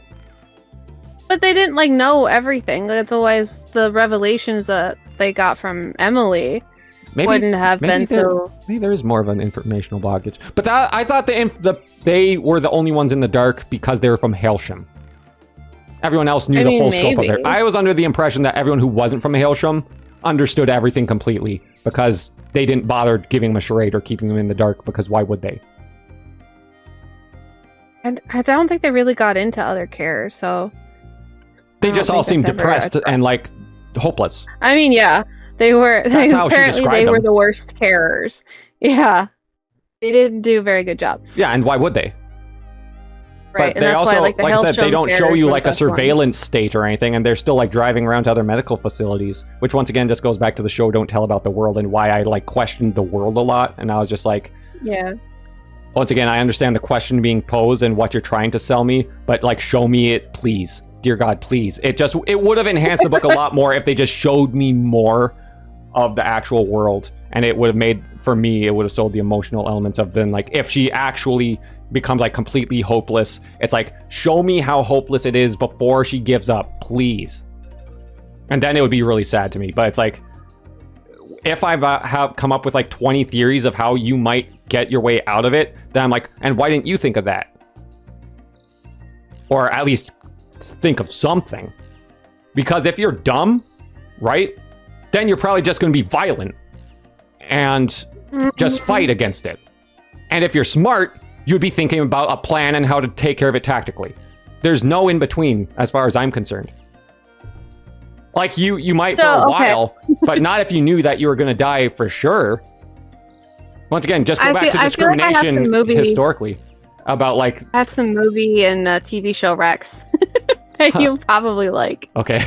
I mean, yeah, we've been going on this for a while. I think that goes over everything as far as the book goes. Pretty much, yeah. Because like I said, the final little bit chapters is where you get the plot dump and then the final resolutions with the characters, and that's where all the spoilers come in. There isn't really spoilers before that. Not really. You just go along for the ride. Mm-hmm. That's the revelation of the mystery of what Hailsham is and why things are weird. It's all within that last bit. Which is really weird because on the Goodreads thing, it's a gripping mystery. I'm where? It was it was a passive mystery, dude. Yeah. And then at the end, I was I mean, I guess. Sure. It didn't really affect my reading, and if I was to go back and read it again, I probably would not be reading it with different eyes. It's oh, now that I know everything, I'll be seeing things so much differently through a second read. No. Because I remember almost, I remember as far as all the, maybe you'll see something different with a couple character interactions, but would it affect anything compared to just looking back at the book? I don't think if I was to read it a second time, I would suddenly be reading it with a new lens. Yeah, no, it definitely, I don't think would... I have read some books that, the second and third time reading through, you're how did I miss these the first time? Yeah. I don't think that would happen with this one. Yeah, I mean, I've even watched movies where it's they have some grand revelation, and they're and I was there the whole time, and then you connect all the dots, and you're oh my god, and then you see kind of like the Judge thing in Blood Meridian. Yeah, it was there the whole time. What? Yeah, and then he's like, oh, all the stuff that the judge is doing throughout the whole book. Once you get a handful of like revelations and you connect a handful of dots, you're like, holy shit. And then you're like, that was mind blowing. But yeah, I mean, like I said, that's not to just say blood murdering also blood deserves in hell. But but those are some of the reasons why. Anyway, what were the movie Rex? Okay, so for all your complaints, well, critiques. We'll call them critiques. That's some of them I feel are like just complaints. You need to watch The Island. Okay. With Ewan McGregor and Scarlett Johansson. Okay. Super good movie. It's a good action movie. And then for a TV show, you should watch Dark Angel. It's an old, like early 2000s dystopian show with Jessica Alba. I think that was her first big thing. It's only 2 seasons. You'll so probably like, have to shoot me a bingeable. message so I can reference it again. I feel like they would. Maybe that's why I filled in the gaps in my brain with this, because it was so reminiscent of that movie and show. Okay. I was like, oh, it's just this, except for it's more expanded upon. Yeah. So like maybe it's like kind of built off of the bones of other things in a similar genre, maybe. And they're just like hoping that you're like, oh yeah, we're talking about this. I feel like that was kind of weird then for them to just withhold the information for so long. Yeah, but that is just like I said, because it's like they do kind of tell you like it's a grand revelation, and it's like if you're kind of building off of the bones of other similar works and just trying to piece together, it's like, oh yeah, it's like that thing over there. It's like you probably need to let us in on it a bit sooner. Maybe, I don't know. Like I said, I haven't seen those either, so I'm not sure. You should check them out. They're really good. I don't know. I think Netflix used to have The Island. I don't know if they still do. If I was to break it apart between like characters and the plot and give them star ratings, I'd probably give the characters closer to like a 4 and the plot like a 2. Yeah, I would do the opposite. Really? Well, it's just because I can't block or poke holes in the characters and how they respond and their emotions and stuff for the most part. And then by the end, it was like, okay. But like, since I could I felt like I had so much to naysay about the plot, it went down heavily for me. I mean, I guess. See, the plot is what like made me look at it, I guess. I don't know. Which is very funny because before in our first episode, it was like, you're usually more like character centric and I'm more plot centric. And be like, oh, I actually like the plot. But that's kind of where it averages out for me, I feel like. But it's kind of flip-flopped. That's hilarious. But, is there anything else you wanted to say about it? Never Let Me Go, Kazuo Ishiguro. We gave it its star ratings. 1 vote for Purgatory, 1 vote for Hell, which means it's burning in hell. Here's another. I came. It's on the line. Just like put it right below the Purgatory line. If we're gonna. I'll set it on a nice hill that's on fire. There you go. Maybe I'll have one of the demons reading it like, oh, this is interesting. Do you want to announce the next book, or are you just going to keep them in suspense? I mean, it's not. We'll just keep them in suspense. There's no point because it's not cemented yet either. We just have some ideas for books, but also give them an opportunity to be like, hey, if you have a recommendation, what the hell, voice crack. If you have a recommendation, throw it in the comments below. Let us know if there's any good book, if there's anything that you're like, oh, you got to read this. Oh, this is an important work. Oh, there's questions in this book, yada yada, or whatever. Or it's an emotional centric book. Drop. Or if you hate it and you want us to agree with you. Yeah. For whatever reason, drop it below. Maybe drop like the genre or something. Make sure you drop the author name with the recommendation, because like I'm pretty sure there are definitely a bunch of books with the same title. Oh yeah. Out there.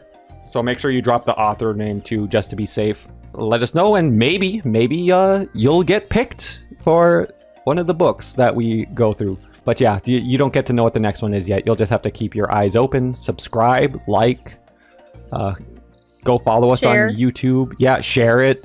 Follow Whispers of a Reader on Instagram, and I'm Lord Battora. I mostly do gaming stuff, so it's a little bit of a different genre. But we do live streams and stuff. Whispers moderates for us. Lately, we've been playing Nancy Drew, which is just such a good series. So it's a good time. It is. There's a story. There's stories in video games too. Nancy Drew is a lot of reading. We've actually read books in Nancy Drew. So, did you have any other final notes you might want to say? I feel like I said far more than I was intending to about the book. I started talking forever again. Lot. Holy crap! Are we on like 3 hours? Yeah, we're getting close to the 3 hour mark. I was like, I think we can do an hour and a half for this one. I was like, nope. It's like. We're at 2 hours, 41 minutes. Maybe whatever the next one happens, we'll keep it. Maybe we'll be able to refine it. And see, the problem is I went into a rant again.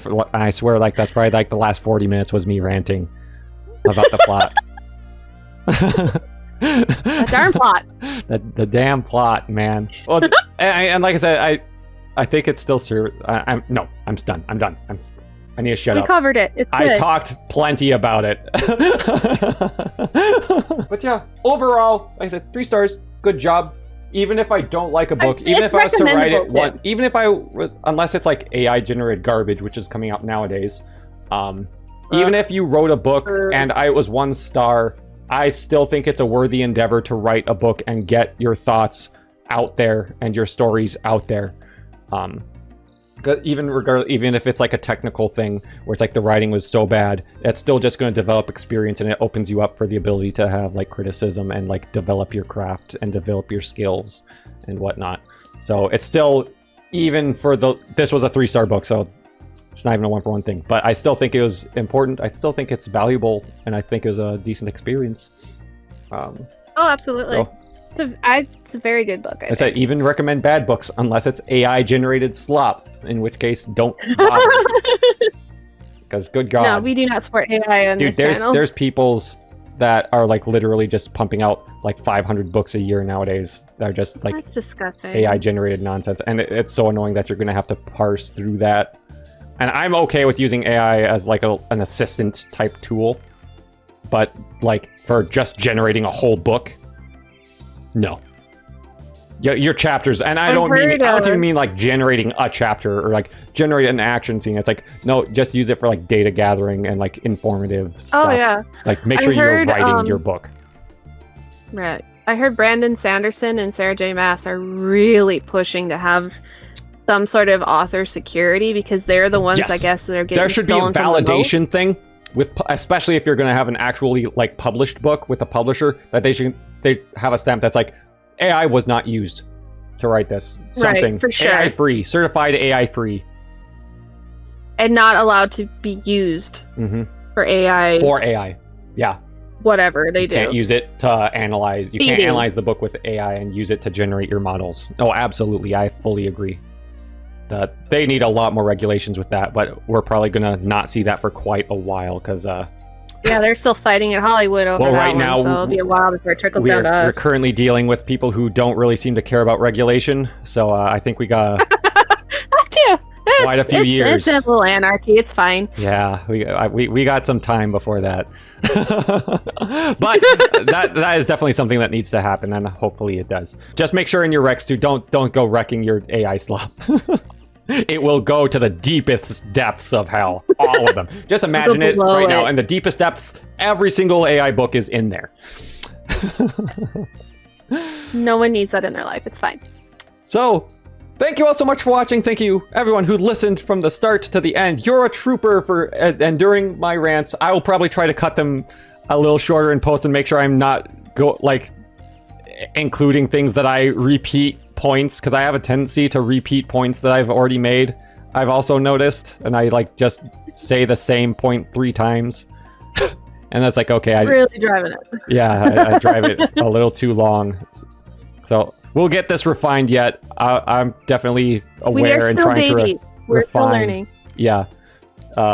If anything, if I'm gonna give you a refined point, feel free to talk over me more, and just try to talk over me so that it gets my attention away from my own thoughts.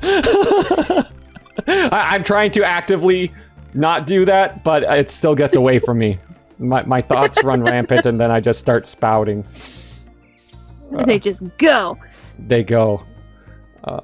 But yeah, thank you all so much for watching. Smash like, subscribe, share it on other streams. Check it out on Spotify or Apple Podcasts, or if you're on YouTube, check out the other ones. If you can't watch the video, maybe you can just listen to it in the car or something like that.